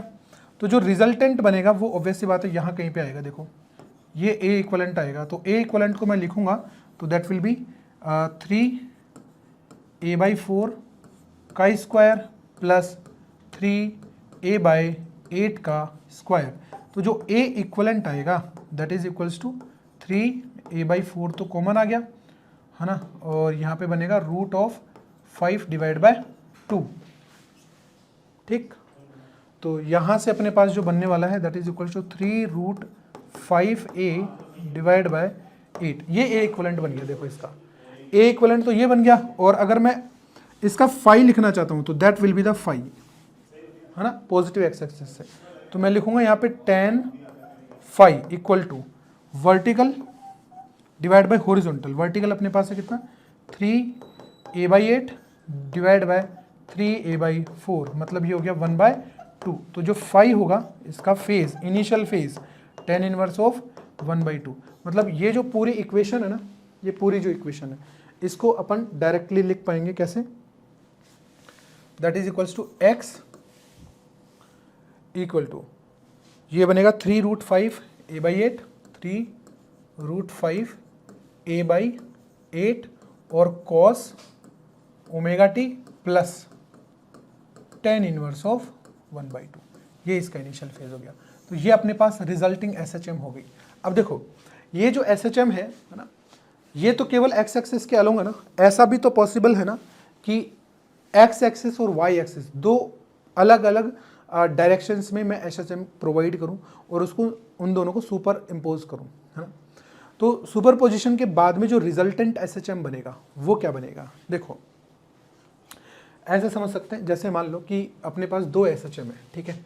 लेट्स से कि एक है x equal to A1 sine of omega t, दूसरी इस SHM में अपने पास y equal to A2 sine of omega T plus five, ऐसा है। अब मैंने बोला कि मैंने ना दोनों को सुपर इम्पोज किया, तो रिजल्टेंट जो SHM बनेगी उसकी इक्वेशन बताओ, उसका पाथ बताओ, है ना, वो सब कुछ। अब देखो इसमें तो क्या हो रहा था कि जो SHM थी ना, सारी के सारी SHM x ही एक्सिस पे थी, है ना। तो x अगर एक्सिस पे थी तो जो रिजल्टेंट SHM होगी वो भी x एक्सिस पे होगी, केवल ऐसे लीनियर SHM बनने वाली है, ठीक है। लेकिन इसमें क्या होने वाला है, जहाँ पे x और y दोनों में अगर मैं अप्लाई करता हूँ, तो देखो अगर मैं यहाँ पे देखता हूँ, मतलब अगर मेरे को पाथ की इक्वेशन चाहिए तो ऑब्वियस सी बात है, मेरे को करना क्या है, मेरे को x और y में रिलेशन इस्टेब्लिश करना है, ठीक है ना। x और y में रिलेशन इस्टेब्लिश करना है, या फिर मैं बोलूँ लोकस की इक्वेशन, बात सेम ही है अपने पास, है ना। तो मेरे को x और y में रिलेशन निकालना है ना, बाय एलिमिनेटिंग टाइम, ठीक है। तो यहाँ से देखो x divide by A1 equal to मैं लिखूँगा साइन ऑफ ओमेगा टी, और यहाँ पे मैं लिखूँगा y divide by A2 equal to sine of, इसको मैं ओपन कर लेता हूँ, है ना। तो मैं यहाँ पे लिखूँगा sine of omega t cos of five plus cos of omega t sine of five, ठीक है, इस तरीके से। अब यहाँ पे देखें, जो फाई है वो इन दोनों के बीच में इनिशियल फेज डिफरेंस है ना। एक्सिस अलग अलग है, फेज डिफरेंस इनिशियली फाई है, ठीक है। तो मैं क्या करता हूँ, यहाँ से साइन ओमेगा टी की वैल्यू यहाँ पुट कर लेता हूँ, और कोस ओमेगा टी की वैल्यू साइन ओमेगा टी से मैं वैल्यू पुट कर लेता हूँ। देखो साइन ओमेगा टी तो सीधा आ जाएगा, कोस ओमेगा टी के लिए मैं क्या करूँगा, 1 minus sine square omega t करूँगा मैं, ठीक है।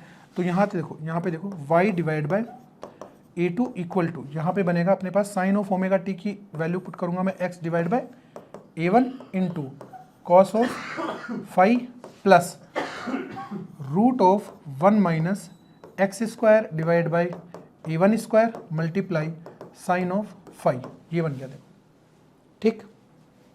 अब इसको मैं इधर ले आता हूँ और दोनों तरफ स्क्वायर अप्लाई कर देता हूँ। ये x divide by A1 cos of five इसका होल स्क्वायर इक्वल टू, यहाँ पे अपने पास स्क्वायर आ जाएगा तो 1 minus x square divide by A1 square, और यहाँ पे बनेगा साइन स्क्वायर फाइव। अब यहाँ पे अगर मैं इसको ओपन कर लेता हूँ और देखो इसको मैं स्क्वायर करूँगा तो यहाँ पे बनेगा मेरे पास X square divide by A1 square cos square five, और यहाँ से X square divide by A1 square sine square five उधर जाएगा तो प्लस हो जाएगा, ठीक है ना। तो x square divide by A1 square बच जाएगा केवल, और कोस square five plus sign square five 1 बन जाएगा, है ना। तो यहाँ से अपने पास देखो क्या बनने वाला है equation finally, that is y square divide by A2 square plus x square divide by A1 square minus of 2xy divide by A1 A2, है ना। और एक चीज़ और बचने वाली है, इसका स्क्वायर किया ना अपन ने, और कोस फाइव यहाँ पे आएगा कोस फाइव, है ना। और अपने पास क्या बचेगा, साइन स्क्वायर फाइव, ठीक है ना, केवल एक साइन स्क्वायर फाइव और बचेगा, and minus of sine square five equal to 0। ये अपने पास इक्वेशन आ गई, देखो इक्वेशन ऑफ पाथ, ठीक है। अब अगर मैं इस इक्वेशन ऑफ पाथ में अलग अलग फाई यूज करके देखूं, मतलब अगर मैं बात करूं कि लेट्स से कि केस 1 की बात करूं मैं, कि दोनों के बीच में इनिशियल फाई है ना वो 0 है, कितना है 0 या पाई, है ना, दोनों से लगभग सेम केस बनेगा, वो अपन चेक कर सकते हैं। देखो अगर मैं यहाँ पे 0 रखता हूँ तो cos 0 हो गया 1 और sin 0 हो गया 0, तो यहाँ पे बनेगा y square divide by A2 square plus x square divide by A1 square minus of 2 of xy divide by A1 A2 और इक्वल टू 0। अब यहाँ से सीधा मेरे को दिख रहा है कि ये एक अपने पास स्क्वायर बन चुका है, तो यहाँ से जैसे ही मैं इसको स्क्वायर को ओपन करूँगा तो that will be y divide by A2 equal to x divide by A1 अपन को इक्वेशन मिल जाएगी। देखो अगर मैं पाई रखूंगा ना, देखो अगर मैं फाई रखूंगा 0 डिग्री तो ये मिलेगा, और अगर मैं फाई रखूंगा पाई तो मेरे को मिलेगा y divide by a2 equal to minus of x divide by a1। अगर मैं इन दोनों को ही देखूं तो मेरे को सीधा दिख रहा है कि दोनों स्ट्रेट लाइन की इक्वेशंस हैं, ठीक है। और अगर दोनों स्ट्रेट लाइन की इक्वेशन है, एक में पॉजिटिव स्लोप है और एक में नेगेटिव स्लोप है, मतलब अगर मैं दो SHM, एक x एक्सिस और एक y एक्सिस पे अगर मैं सुपर इम्पोज करता हूं तो मेरे पास जो रिजल्टेंट SHM बनेगी, अगर दोनों के बीच में फाई 0 है तो या तो ये बनेगी, है ना, या फिर मेरे पास इक्वेशन बनेगी ये वाली, ऐसे दो SHM की इक्वेशन बन गई, ठीक है। अगर मान लो मैं फाई कुछ अलग रख देता हूं तो क्या बनने वाला है, देखो अगर मैं दूसरा केस लेता हूं कि लेट्स से मैंने ना फाई को रख दिया पाई बाई 2, ठीक है। तो अगर जैसे फाई को पाई बाई 2 रखा तो एक बनेगा x square divide by a1 square plus y square divide by a2 square equal to 1। देखो अगर मैं पाई बाई 2 रखूंगा तो साइन पाई बाई 2 तो हो गया 1 और ये हो गया 0, ठीक है। तो केवल ये बनने वाला है अपने पास। तो ये जो इक्वेशन बन रही है ये बन रही है अपने पास इलिप्स की, है ना। और सेम अगर मैं बोलूं कि a1 बराबर a2 हो जाए, लेट से a0 के बराबर हो गया, दोनों का एम्पलीट्यूड कैसे हो गए, सेम, तो इस कंडीशन में अपने पास ये बन जाएगा x square plus y square equal to a0 square. मतलब ये बन गया अपने पास सर्कल।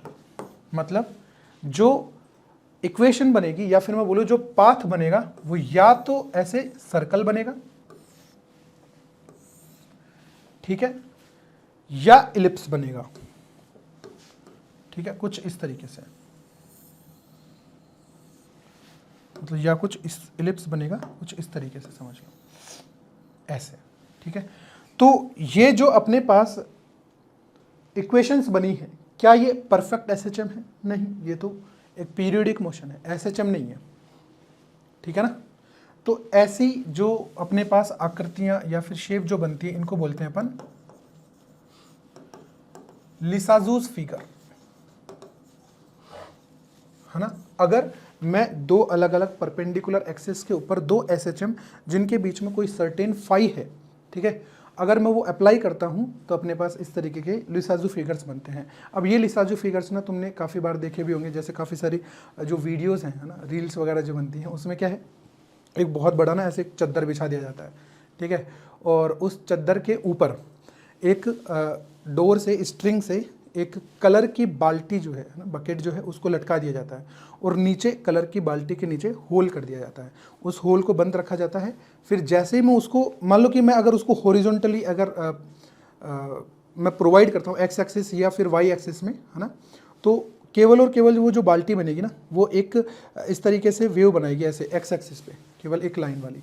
अगर मैं उसको कुछ एक्स और वाई दोनों एक्सिस पे अगर मैं कुछ इस तरीके से प्रोवाइड करता हूँ तो वो एक बहुत खूबसूरत सी आकृति बनाती है उस चद्दर पे, है ना, इस तरीके से घूमते घूमते घूमते घूमते। तो वो होते क्या हैं, वो लिसाजू फिगर्स होते हैं, ठीक है। तो यहाँ से भी क्वेश्चन अपने पास कुछ ना कुछ तरीके से बन सकता है, ठीक। चलिए आगे बढ़ते हैं नेक्स्ट क्वेश्चन की तरफ। नेक्स्ट क्वेश्चन देखते हैं अपने पास, ये है नेक्स्ट क्वेश्चन, जिसमें कि एक स्प्रिंग मास सिस्टम गिवन है और एक वॉल गिवन है, और यहाँ पे जो स्प्रिंग और जो मास है m और जो वॉल है उसके बीच में जो डिस्टेंस गिवन है दैट इज l। क्वेश्चन में देखो क्या बोला गया है, figure shows a block P of mass m resting on a smooth horizontal surface attached to a spring of force constant K which is rigidly fixed on the wall of left side shown in the figure at a distance of L. To the right of the block there is a rigid wall. If the block is pushed towards the left so that the spring is compressed by a distance of 5L by 3, जो spring का compression है that is equals to 5L by 3 and release, it will start its oscillation if collision of block with the wall is considered to be perfectly elastic. Elastic collision है, find the time period of oscillation of the block. अब देखो अगर मान लो यहाँ पे ये wall नहीं होती तो क्या होता, यहाँ पे इस तरफ जो कंप्रेशन है स्प्रिंग का वो अपन को गिवन है 5L by 3, 5L by 3 compression है। तो अगर ये वॉल नहीं होती तो जो ब्लॉक है वो आगे की तरफ जाता 5L/3 पे, और जो टाइम पीरियड है वो अपने पास बन जाता t इक्वल टू 2π√m/k, ये बन जाता। ठीक है, लेकिन हो क्या रहा है, जैसे ही ब्लॉक यहाँ पे पहुँच रहा है ना, कुछ सर्टेन स्पीड से पहुँचेगा, ऑब्वियस सी बात है, ये एम्पलीट्यूड के बराबर नहीं है।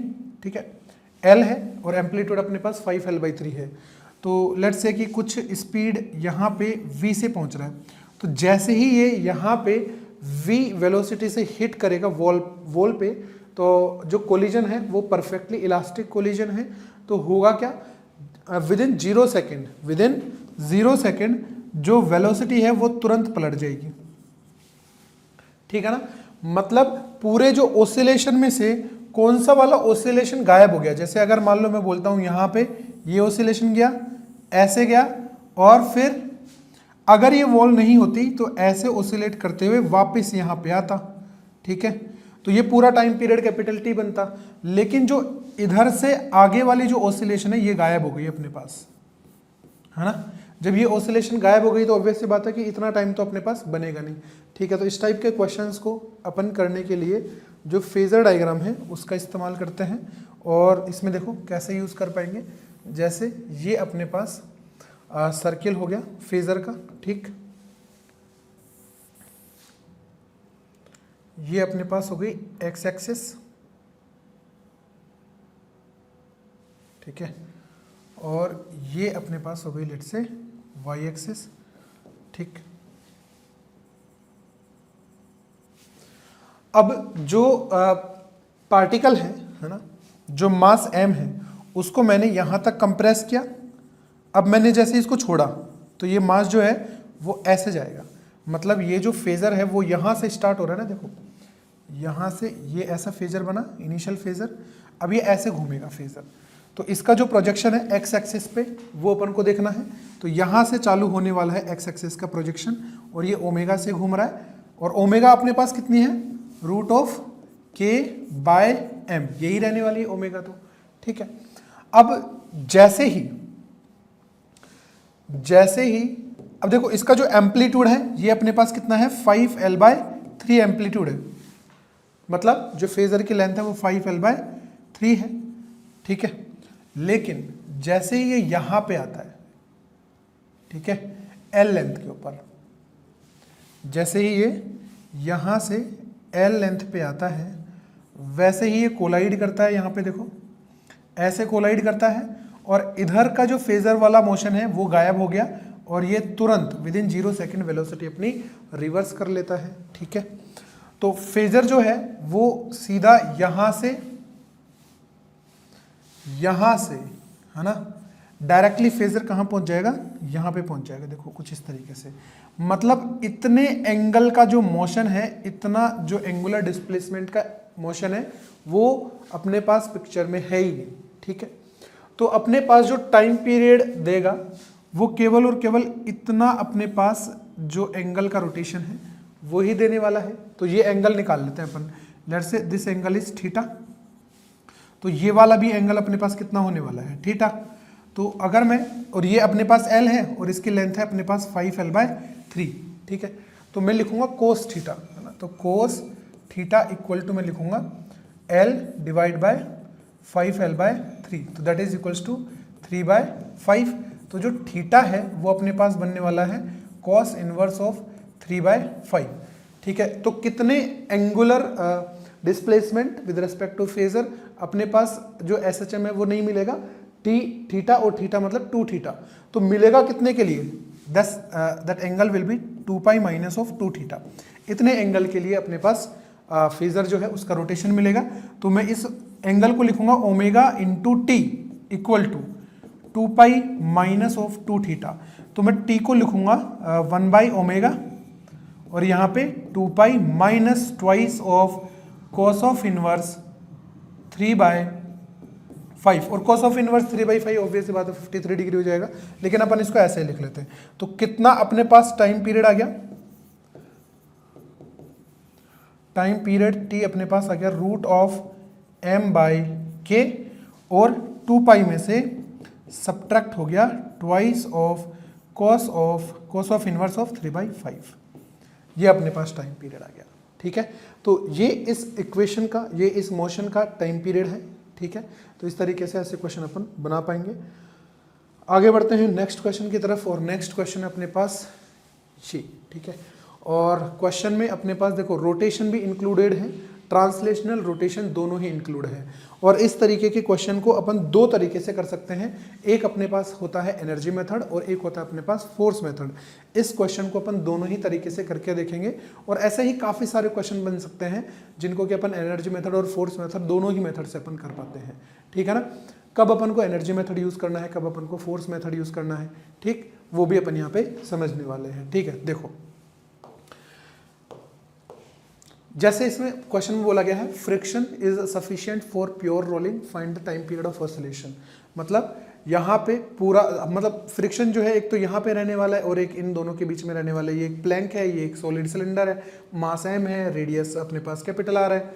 दोनों का जो मास है वो m है, मतलब ये जो प्लैंक और जो सिलेंडर है दोनों का मास m है, और इसका स्टिफनेस कॉन्स्टेंट k है, इसका भी k है। ठीक है, अब मैं क्या करूँगा, इस मास को मैं थोड़ा सा डिस्प्लेस कर दूंगा। लेट्स से फॉर एग्जांपल मैं लेफ्ट की तरफ, इस तरफ डिस्प्लेस कर देता हूँ, मतलब मेरा लेफ्ट है ना, मतलब तुम्हारा राइट, ऑब्वियस बात है। तो राइट में अगर मैं इधर इसको शिफ्ट कर देता हूँ एक्स से, तो जो रीस्टोरिंग फोर्सेज होंगे वो अपने पास प्रोपोर्शनल टू एक्स आ जाने चाहिए। बस यही अपन को फाइंड करना है। ठीक है, तो देखो दोनों ही तरीके से अपन कर लेते हैं। ठीक है, लेट्स से फॉर एग्जांपल मान लो कि ये मीन पोजीशन थी। ये मीन पोजीशन का मतलब है कि जब ये पूरा का पूरा सिस्टम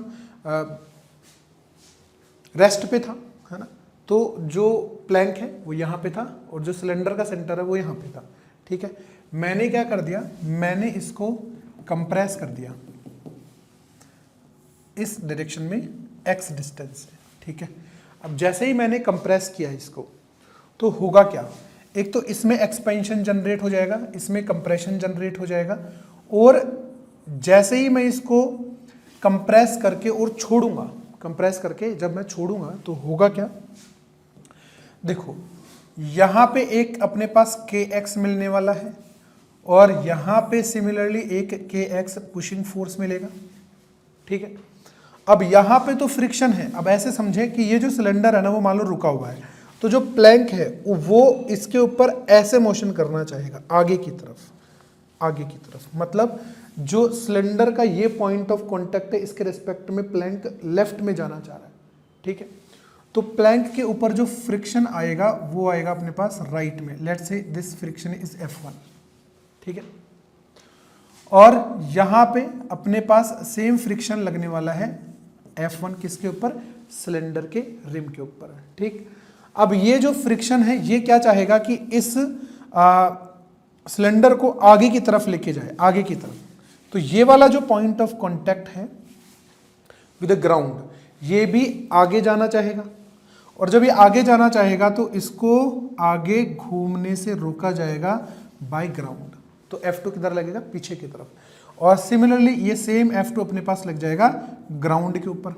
ठीक है, और इस इंस्टेंट पे देखो ये जो प्लैंक है इसके पास एक्सेलरेशन रहेगा टुवर्ड्स द मीन पोजीशन, मतलब SHM में जो एक्सेलरेशन होता है हमेशा किसके डायरेक्शन में रहता है, टुवर्ड्स द मीन पोजीशन, किसी भी जगह पे पार्टिकल हो भले, है ना।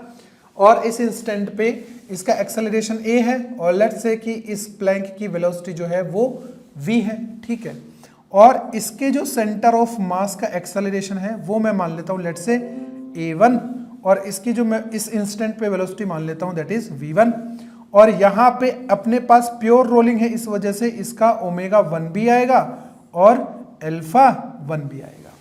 ठीक है, ये अपन ने बना ली है FPD।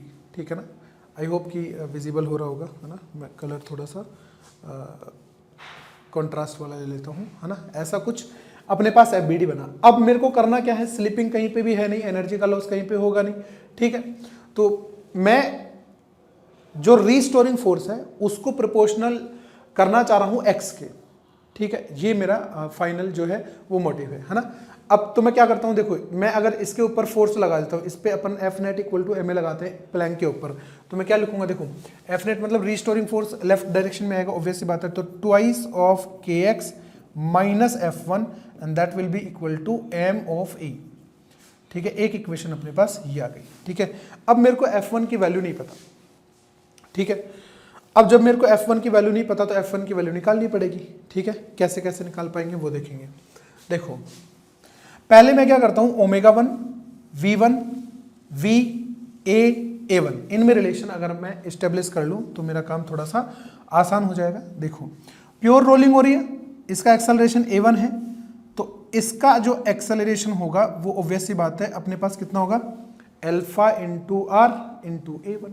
ठीक है, मतलब इसका जो अल्फा 1 है, ठीक है, मतलब मैं ऐसे लिख सकता हूँ for pure rolling A1 equal to alpha 1 into are, और जो पॉइंट ये है इसका जो एक्सेलरेशन है लेफ्ट डायरेक्शन में, ये अपने पास कितना हो जाएगा, A1 plus alpha into R, alpha 1 into are, और अल्फा 1 कितना अपने पास A1। इस वजह से मैं इसको डायरेक्ट लिख सकता हूं, that is twice of A1। अब अगर यहाँ पे स्लिपिंग नहीं है तो ये जो ट्वाइस ऑफ A1 है ये इस एक्सेलरेशन A के बराबर हो जाना चाहिए, तो twice of A1 should be equal to A। देखो, ठीक है, एक अपने पास रिलेशन ये आ गया है। सिमिलरली जैसे ट्वाइस ऑफ A आया है वैसे ही ट्वाइस ऑफ V1 जो है वो अपने पास V के बराबर हो जाएगी वेलोसिटी। ठीक है ना, और जैसे अपन ने A इक्वल टू ओमेगा 1 लिखा है तो यहाँ पे ओमेगा 1 इक्वल टू अपने पास हो जाएगा V1 डिवाइड बाय R, या फिर V1 equal to omega into capital R। ठीक है, इस तरीके से अपन यहाँ पे रिलेशन लिख लेते हैं। अब मैं इस सिलेंडर के ऊपर दो इक्वेशन लगाना चाह रहा हूँ, एक तो टॉर्क की इक्वेशन और एक एफ नेट बराबर एम ए की इक्वेशन। ठीक है, तो यहाँ पे देखो टॉर्क की इक्वेशन जो है वो मैं सेंटर ऑफ मास के अबाउट लेना चाह रहा हूँ।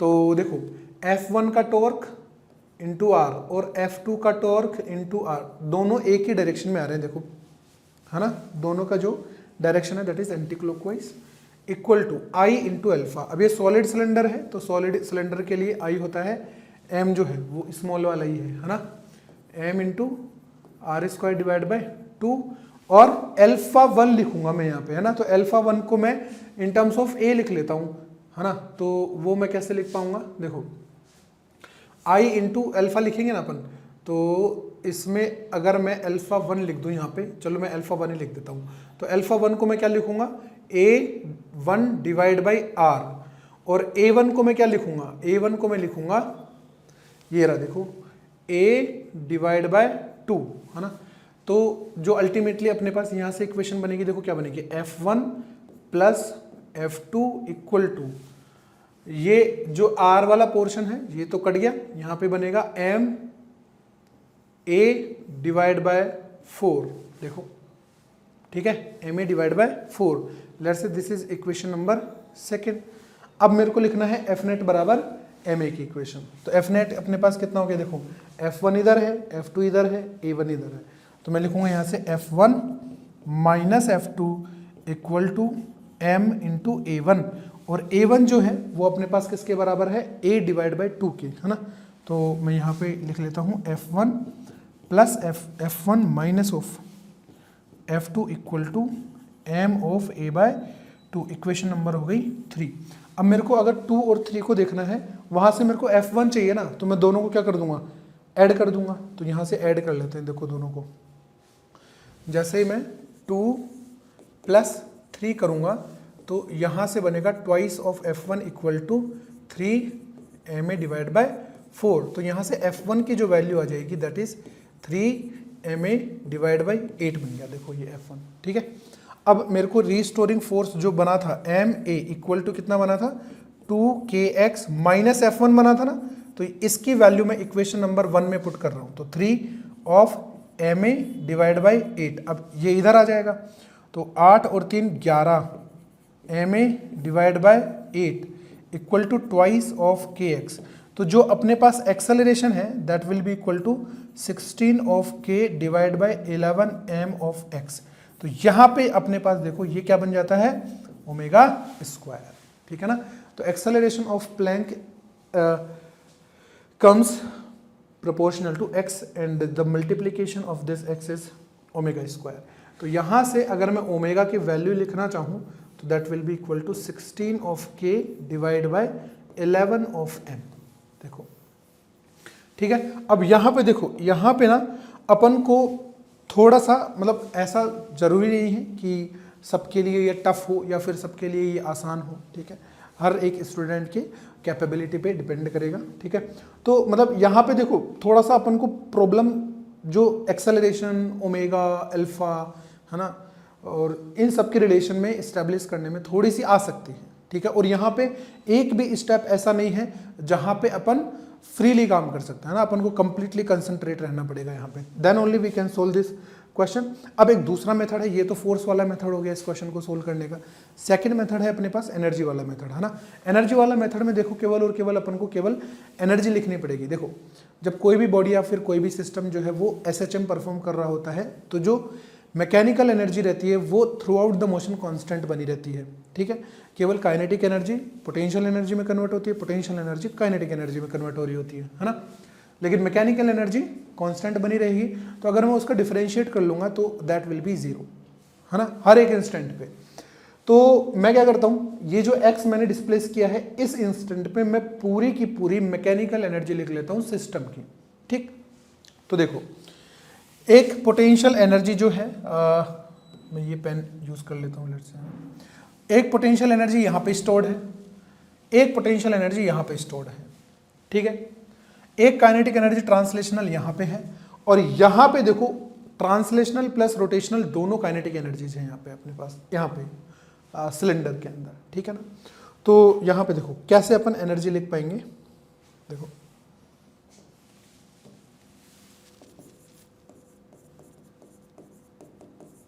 मैकेनिकल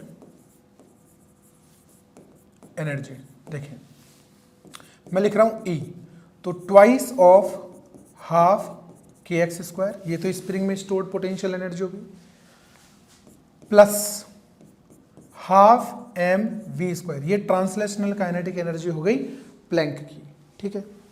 रोटेशनल काइनेटिक एनर्जी लिखना चाह रहा हूं मैं, तो हाफ I ओमेगा², ओमेगा को मैं लिख रहा हूं v1 के टर्म्स में, और v1 को मैं क्या लिख सकता हूं, देखो यहां पे मैं ओमेगा1 को v के टर्म्स में लिख लेता हूं बस, है ना।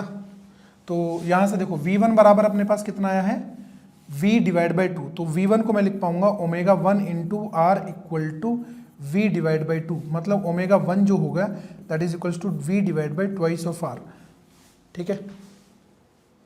तो यहां पे देखो ट्रांसलेशन, ये रोटेशनल होगा v/2 of r whole square plus half i ओमेगा² हो गया, हाफ m और v², v का मतलब हो गया v1 ना, तो v1 की जगह अपन पास v/2 करेंगे अपन ऐसे। और ये जो एनर्जी है ये हमेशा कांस्टेंट बनी रहेगी, ठीक है। तो इसको मैं थोड़ा सा इसको सोल्व कर लेता हूँ, ये बन गया अपने पास kx² प्लस ये हाफ mv², यहाँ पे अपने पास बनेगा, ये बन जाएगा 1/16, है ना, 4 4 16 mv², और ये बन जाएगा अपने पास 1/8 mv², है ना।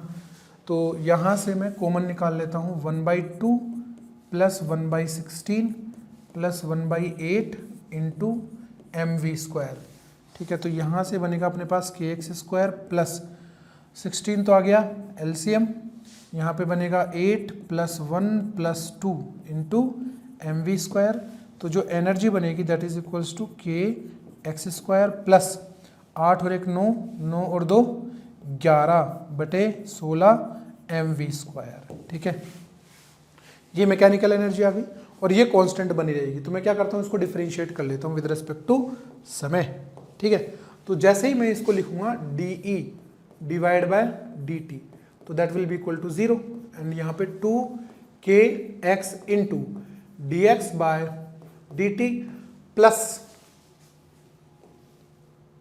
11/16 है, तो यहाँ पे लिखूंगा मैं 11/8 इंटू mv और dv/dt इक्वल टू कितना हो गया, ये 0 हो गया ना। अब यहाँ पे देखो ये जो पोर्शन है ना, ये वाला जो dx/dt, इसको मैं क्या लिख पाऊंगा, मैं लिख पाऊंगा माइनस ऑफ v, ठीक है। देखो यही लिख पाएंगे dx/dt equal to minus of v, ठीक है। तो यहां से देखो अपने पास जो रिलेशन बनेगा, देखो 0 करते ही यहाँ से v को माना जाएगा, यहाँ से भी v को माना जाएगा, 0 के हवाले हो जाएगा, तो that will be equal to twice of kx equal to 11 divide by 8 m into dv by dt को मैं लिख दूंगा यहाँ पे एक्सेलरेशन डायरेक्टली। तो एक्सेलरेशन देखो कितना आ गया, 16k divide by 11m into x। देखो ऐसा ही कुछ आ रहा था क्या,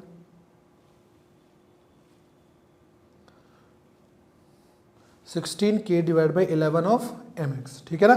तो देखो सेम इक्वेशन जो है अपने पास आ गई है। तो यहाँ पे अपने पास ये क्या बन जाएगा, ओमेगा स्क्वायर बन जाएगा अगेन, और टाइम पीरियड यहाँ से 2 बाई ओमेगा हो जाएगा। अब देखो कौन सा वाला जो मेथड है वो आसान रहेगा, कब अपन को यूज़ करना चाहिए, जब भी अपने पास सिस्टम में कभी भी किसी भी बॉडी का रोटेशन अगर इंक्लूडेड हो, है ना, ऐसा कुछ हो सिस्टम, ठीक है, जहाँ पे बॉडी में कोई स्फीयर लगा हो, कोई सिलेंडर लगा हो, होलो सिलेंडर, रिंग, ऐसा कुछ हो, और वहाँ पे रोटेशन इंक्लूडेड हो, ठीक है, तो वहाँ पे जनरली अपन मैकेनिकल एनर्जी को कंजर्व करने वाला मेथड यूज़ करते हैं।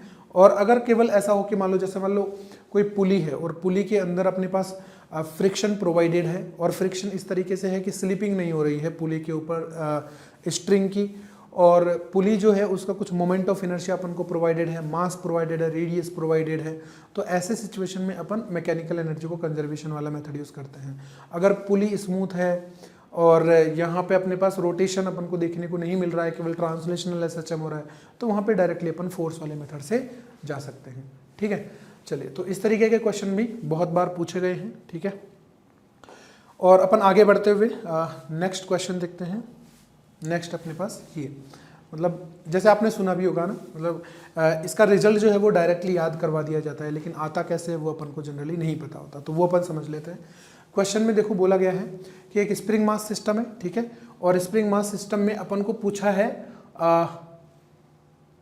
जो फ्रीक्वेंसी है सिस्टम की वो पूछी अपन को।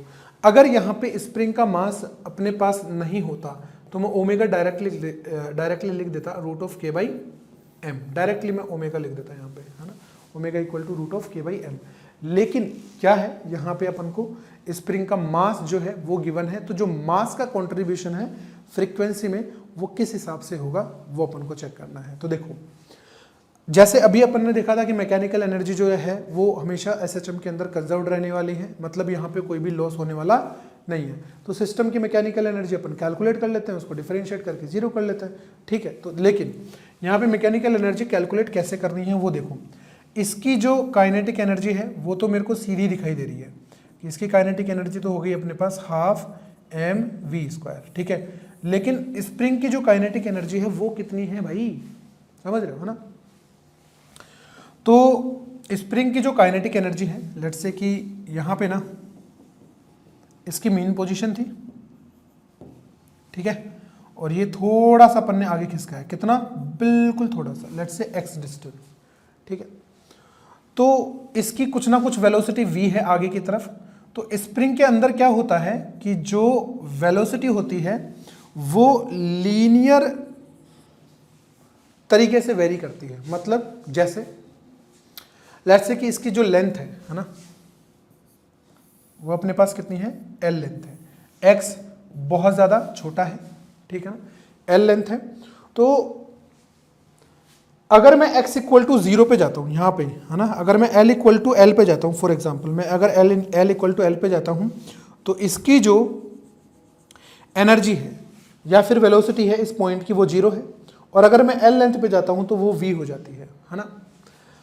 अगर मैं किसी आर्बिट्रेरी पोजीशन पे चला जाऊँ, लेट्स से कि मैंने y डिस्टेंस से एक dy विड्थ का एलिमेंट ले लिया, और ये जो dy विड्थ का एलिमेंट है ये कुछ ना कुछ वेलोसिटी v डैश से आगे जाएगा, ठीक है ना। तो ये जो v डैश है वो कितना होगा, देखो अब जो लीनियर वेरिएशन है वो क्या बोलता है, वो ये बोलता है कि जो वेलोसिटी है v माइनस, जैसे यहाँ पे देखो इसकी वेलोसिटी कितनी है v और इस पॉइंट की वेलोसिटी कितनी है 0, तो v माइनस 0 स्लोप हो गई वेलोसिटी, है ना। कहाँ पे, y इक्वल टू एल के ऊपर, और यहाँ पे y इक्वल टू 0 के ऊपर, तो मैं यहाँ पे लिखूंगा l माइनस 0। तो ये स्लोप हो गई ना वेलोसिटी की, या फिर मैं बोलूँ that is the velocity gradient, ठीक है।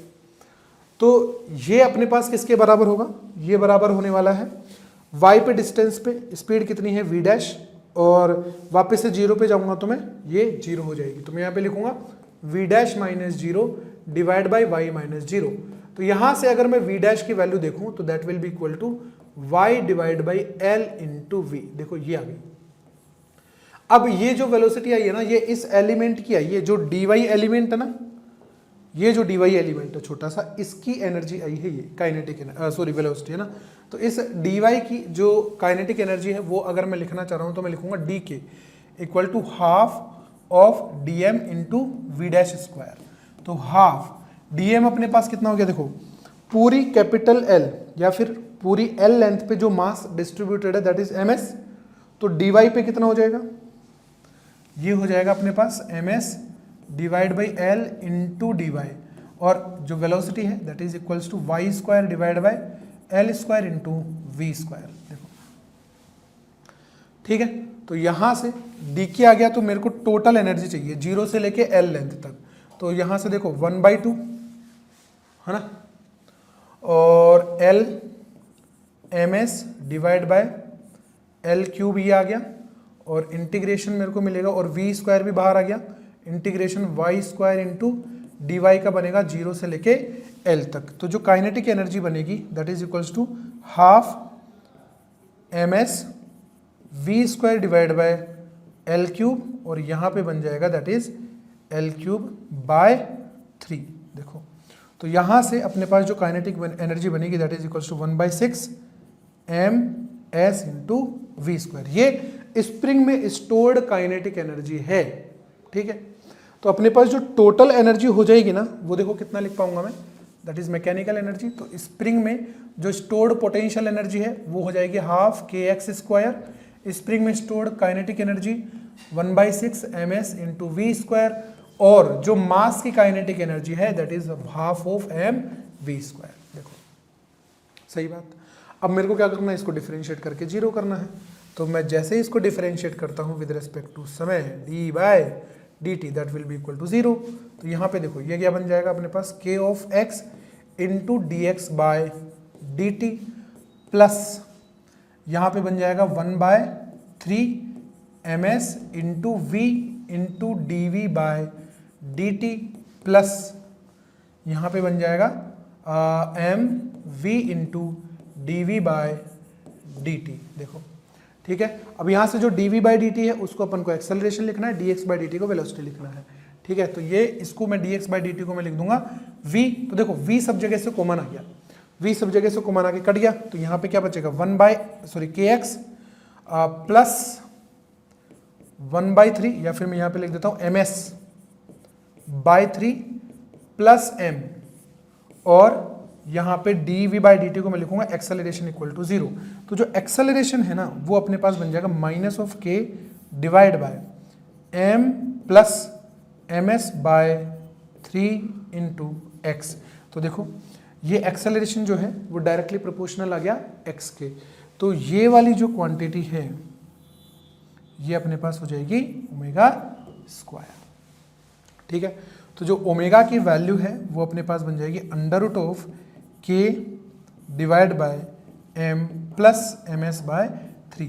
अब देखो जैसे यहाँ पे अगर मान लो मेरे को इतना नहीं करना, तो मैं ये काम कर सकता हूँ कि अगर मेरे को स्प्रिंग का मास गिवन है तो जो ब्लॉक का मास है उसको मैं इफेक्टिव मास लिखते हुए उसमें स्प्रिंग के मास का 1/3 ऐड कर दूंगा। ठीक है, तो एक्चुअल में आ तो वही रहा है root of k by M, लेकिन एम की जगह क्या है M plus M S by 3। ठीक है, so this is how the equation comes m plus M S by 3।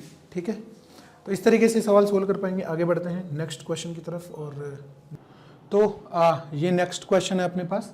देखो ये जो क्वेश्चन है ये अपने पास नॉन इनर्शियल फ्रेम में बैठ के इसको अपन को सोल्व करना है, और नॉन इनर्शियल फ्रेम का क्वेश्चन है।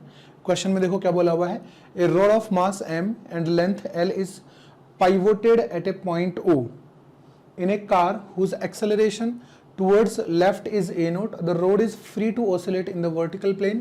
In the equilibrium state, the rod remains horizontal when other end is suspended by a spring of stiffness constant अपन को given है, that is K. Find the time period of small oscillation of the rod is given by this much. Find the value of C, मतलब इस प्रकार का जो question है वो integer में आराम से पूछा जा सकता है। ठीक है, तो यहाँ पे देखो अपन को एक रोड गिवन है और जिसका मास m है और एक स्प्रिंग जो है वो लगाई हुई है जिसका स्प्रिंग कॉफिशिएंट जो है कुछ k है और रोड की लेंथ अपन को गिवन है।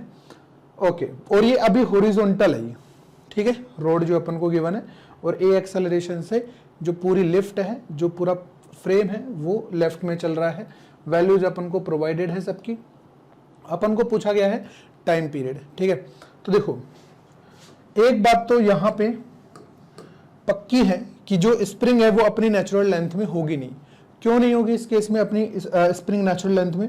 अगर मैं इस रोड को ऐसे हिंज करता हूँ यहाँ से और अगर मैं इसको रिलीज करता हूँ तो ये ऐसे घूम जाएगी, मतलब नीचे की तरफ आना चाहिए। तो ये जो पॉइंट है यहाँ पे टॉर्क आएगा, मतलब इस पॉइंट के अबाउट यहाँ पे टॉर्क बनेगा इस तरीके से और उस टॉर्क के फोर्स की वजह से स्प्रिंग में एक्सपेंशन आएगा। ठीक है, और ये जो इक्विलिब्रियम पोजीशन अपन को गिवन है यहाँ पे बोला हुआ है कि ये हॉरिजॉन्टल है। ठीक है, तो अब ऑब्वियस सी बात है कि स्प्रिंग में कुछ ना कुछ एक्सपेंशन तो होगा। लेट्स से कि इसके अंदर जो इनिशियली एक्सपेंशन है वो मैं मान लेता हूँ कि एक्स नोट एक्सपेंशन है। तो एक्स नोट की वैल्यू कितनी होगी? देखो तो यहाँ पे अपने पास mg आएगा नीचे की तरफ, ठीक है, और पूरी लेंथ L है। एक तो mg का टॉर्क आएगा और एक एक्सपेंशन की वजह से k एक्स नोट जो है वो ऊपर लगेगा और दोनों का जो टॉर्क होगा इसके अबाउट O ये हो जाने वाला है 0 इक्विलिब्रियम पोजीशन में। ठीक है, तो इस कंडीशन में अगर मैं टॉर्क बैलेंस करता हूं तो मैं लिखूंगा k x note into L, ये तो हो गया स्प्रिंग फोर्स का टॉर्क, इक्वल टू इसका mg का टॉर्क हो जाएगा mg इंटू L/2। एक इक्वेशन अपने पास यहां से आ गई। ठीक है, अब मेरे को क्या करना है, इसको इक्विलिब्रियम पोजीशन से थोड़ा सा डिस्प्लेस करना है। ठीक है, या तो ऊपर डिस्प्लेस कर दो या नीचे की तरफ डिस्प्लेस कर दो। लेट्स से मैं इसको थोड़ा सा ऊपर की तरफ डिस्प्लेस कर देता हूं। ऐसा कुछ है अपने पास, देखो, और ये अपने पास हॉरिजॉन्टल पोजीशन हो गई। ठीक है, और मैंने इस रोड को थोड़ा सा ऊपर की तरफ इस तरीके से डिस्प्लेस कर दिया। मतलब रोड को मैंने बहुत ज़्यादा ऊपर की तरफ डिस्प्लेस नहीं किया, मतलब जो एक्स नोट है उससे थोड़ा सा कम। ये लेट्स से थीटा है, ठीक है ना, ये थीटा हो गया। अब जो रीस्टोरिंग टॉर्क आएगा इस हिंज्ड पॉइंट O के अबाउट वो लिख लेते हैं अपन। देखो मैंने इसको थीटा से ऊपर की तरफ डिस्प्लेस किया तो ये जो अपने पास लेंथ आएगी that is L sine theta. इतने से ऊपर की तरफ चला गया ना ये, और जो स्प्रिंग के अंदर एक्सपेंशन था वो एक्सपेंशन जो है अब वो एक्स नोट से घटके थोड़ा सा कम हो जाएगा। और कितना कम हो जाएगा? X note minus L sine theta, है ना। तो लेकिन अभी भी जो फोर्स है ना वो ऊपर की तरफ ही लगेगा। कितना लगेगा? X not minus L sine theta की वजह से ऊपर की तरफ फोर्स लग रहा है। ठीक है, सिमिलरली मतलब अगर मैं नीचे की तरफ करता तो अपने पास एक्सपेंशन बढ़ जाता, मतलब के x note plus L sine theta हो जाता। ठीक है, तो अपन कोई सा भी कर सकते हैं। ठीक है, ये अपने पास एक्सपेंशन आ गया। अब यहाँ पे देखो जो ए नोट एक्सेलरेशन की वजह से, ए नोट एक्सेलरेशन की वजह से देखो यहाँ पे अगर मैं इक्विलिब्रियम पोजीशन में बोलूंगा ना तो ए नोट एक्सेलरेशन की वजह से जो शूडो फोर्स आएगा वो ऐसे आएगा ना पीछे की तरफ, अगर मैं इस फ्रेम में बैठ जाऊं तो, है ना। तो इस एम ए नोट फोर्स की वजह से इस ओ के अबाउट कोई भी अपने पास टॉर्क नहीं आ रहा है ना। अब जब टॉर्क नहीं आ रहा है तो यहाँ पे तो इस एम ए नोट का कोई फर्क पड़ेगा नहीं, लेकिन यहाँ पे अपने पास टॉर्क आ जाएगा। अब वो कैसे आएगा? देखो यहाँ पे एक तो mg आएगा और mg आएगा नीचे की तरफ और एम ए नोट ये आएगा इस तरफ। अब इन दोनों फोर्सेस का टॉर्क आ जाएगा। ठीक है ना, तो जो टॉर्क आएगा वो ऑब्वियस सी बात है इस तरफ आएगा, तो मैं टॉर्क लिख लेता हूं। ठीक है, तो टॉर्क जो है वो कितना बनेगा? देखो mg का टॉर्क, ये अपने पास L/2 है, ये थीटा है, तो ये अपने पास बन जाएगी ये L/2 cos थीटा। ठीक है ना, तो mg L/2 cos थीटा, ये mg का हो गया। अब m a नोट का देखो, m a नोट में ये कितना बन जाएगा? ये बनेगा अपने पास, ये L/2 है तो L/2 का sine theta, L/2 sine theta. तो यहाँ पे प्लस, देखो दोनों का जो टॉर्क आ रहा है ना वो ऐसे क्लॉकवाइज ही आ रहा है, ठीक है ना। तो यहाँ पे बनेगा m a note L/2 sine theta, ठीक है। और अब एक अपने पास टॉर्क आएगा इसका k वाला, है ना। अब ये अपोजिट आएगा तो मैं यहाँ पे लिख देता हूँ minus of k of x note minus L sine theta, और ये जो लेंथ होगी ये पूरा L है तो ये L cos थीटा बन जाएगी ना पूरी वाली, तो यहाँ पे बन जाएगा अपने पास L ऑफ cos थीटा। अब थोड़ा सा मैं इसको सोल्व कर लेता हूँ, जो टॉर्क है टॉर्क को मैं इसमें लिख लेता हूँ I इंटू एल्फा। तो I जो बनेगा, देखो रॉड का जो I है इस हिंज पॉइंट के about, that will B mL² divide by 3 into alpha, ठीक है। और यहाँ से m, अब यहाँ पे जो थीटा है वो ऑब्वियस सी बात है बहुत छोटा है, तो जो cos थीटा होगा वो बन जाएगा अपने पास 1 और sin थीटा बन जाएगा अपने पास ओनली थीटा, ठीक है। तो cos थीटा जो है उसको मैं लिख देता हूं यहाँ पे mg L/2 केवल, प्लस यहाँ पे मैं केवल थीटा लिखूंगा m a note L/2 into theta, और इसको मैं थोड़ा सा ओपन कर लेता हूं तो minus of k x naught plus of k L square, है ना। और जो cos थीटा है वो तो बन गया 1 और sin थीटा बन गया थीटा।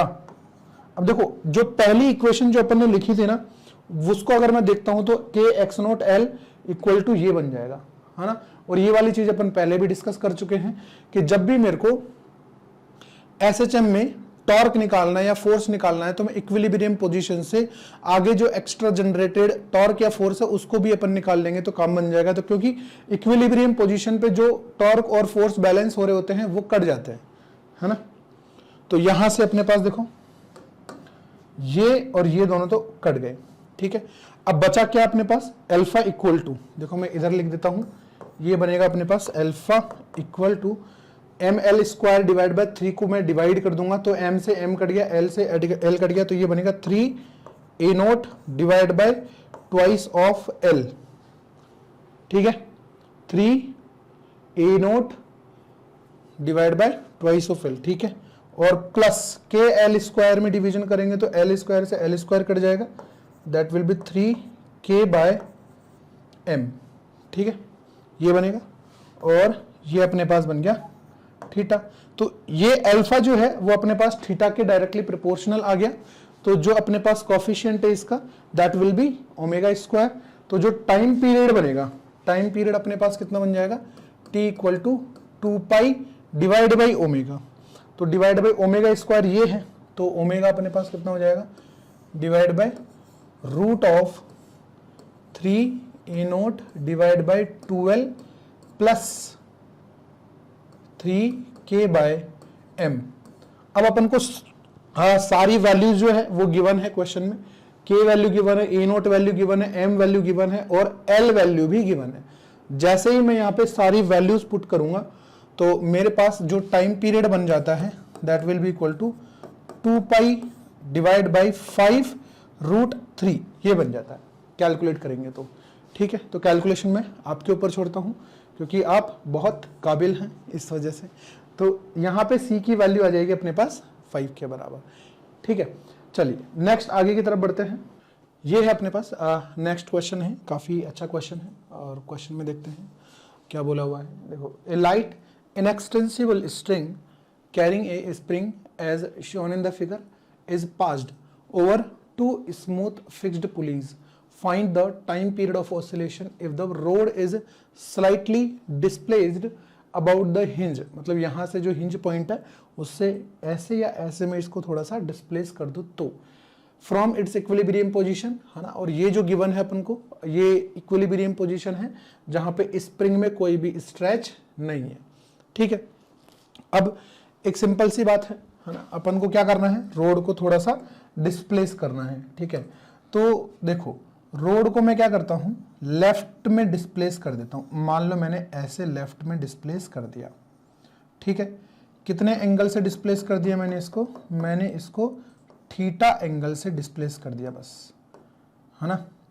थीटा एंगल से जैसे ही मैंने इसको डिस्प्लेस किया तो एक्सपेंशन और कंप्रेशन जो होगा स्प्रिंग के अंदर वो कितना आ जाएगा वो देखो ये वाला जो एंड है ना स्ट्रिंग का वो तो लेफ्ट में खिंच गया और ये वाला जो एंड है वो भी लेफ्ट में खिंच गया, तो ये पूरी जो रस्सी है ये यहां से तो टाइट हो गई और यहां से थोड़ी ढीली हो गई, है ना।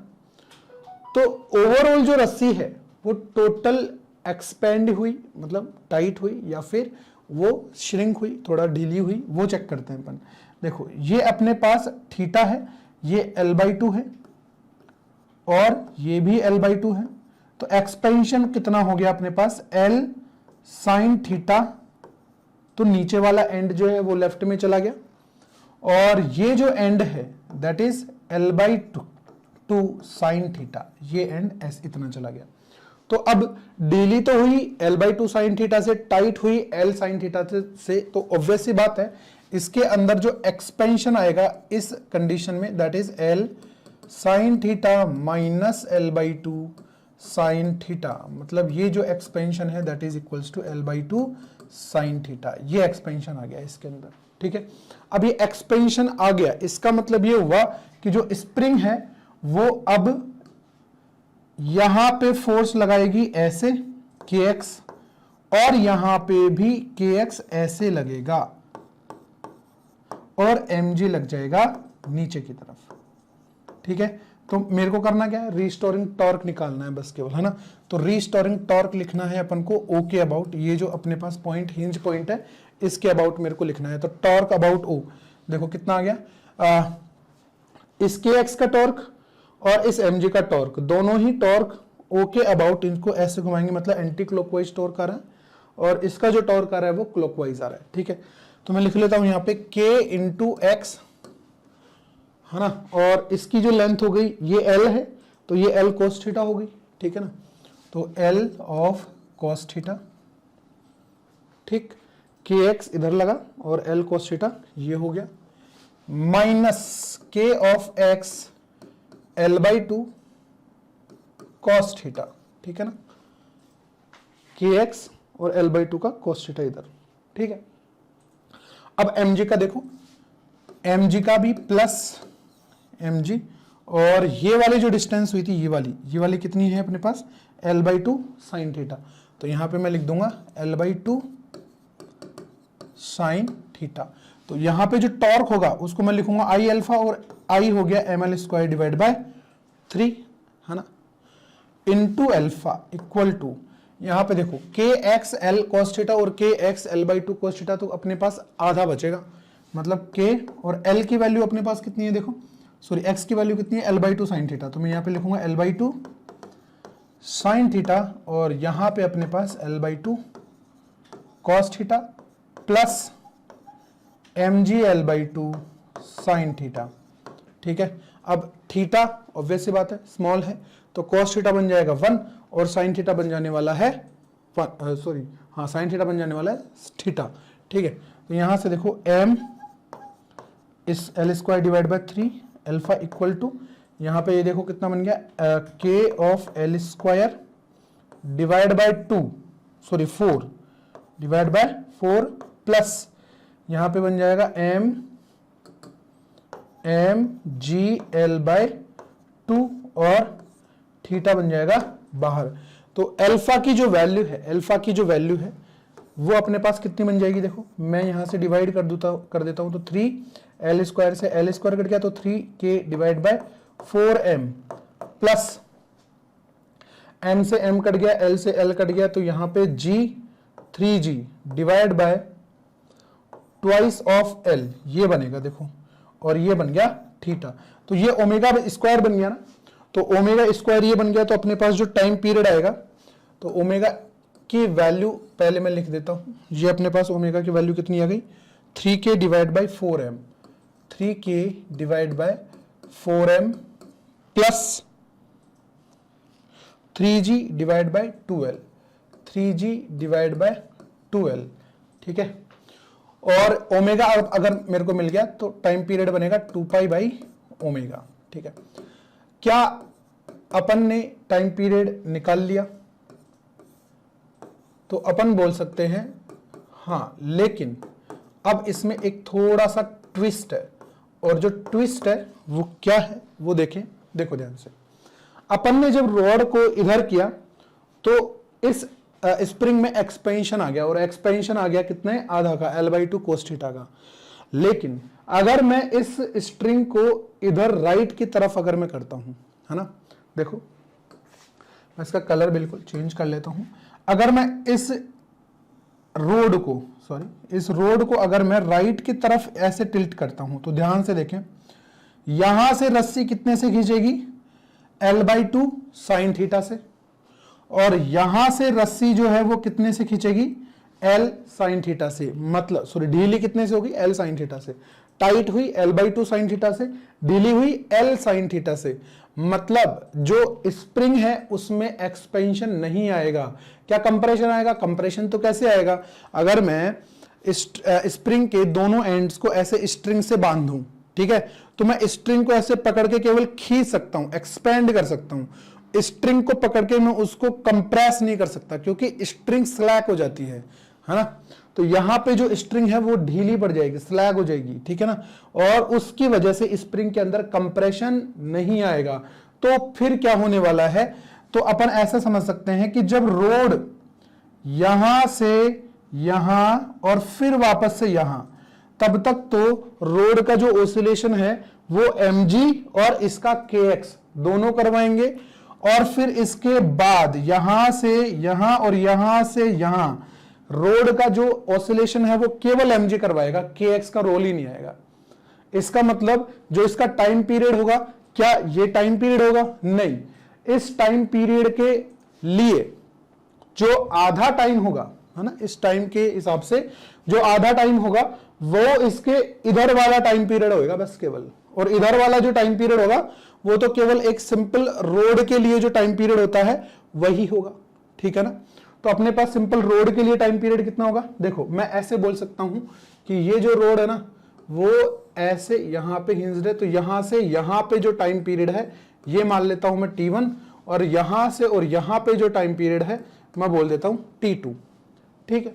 तो जो T1 है वो तो इसका आधा हो जाएगा, तो T1 जो है वो तो अपने पास कितना बन गया, pi divide by root of 3k divide by 4m plus 3g divide by 2l।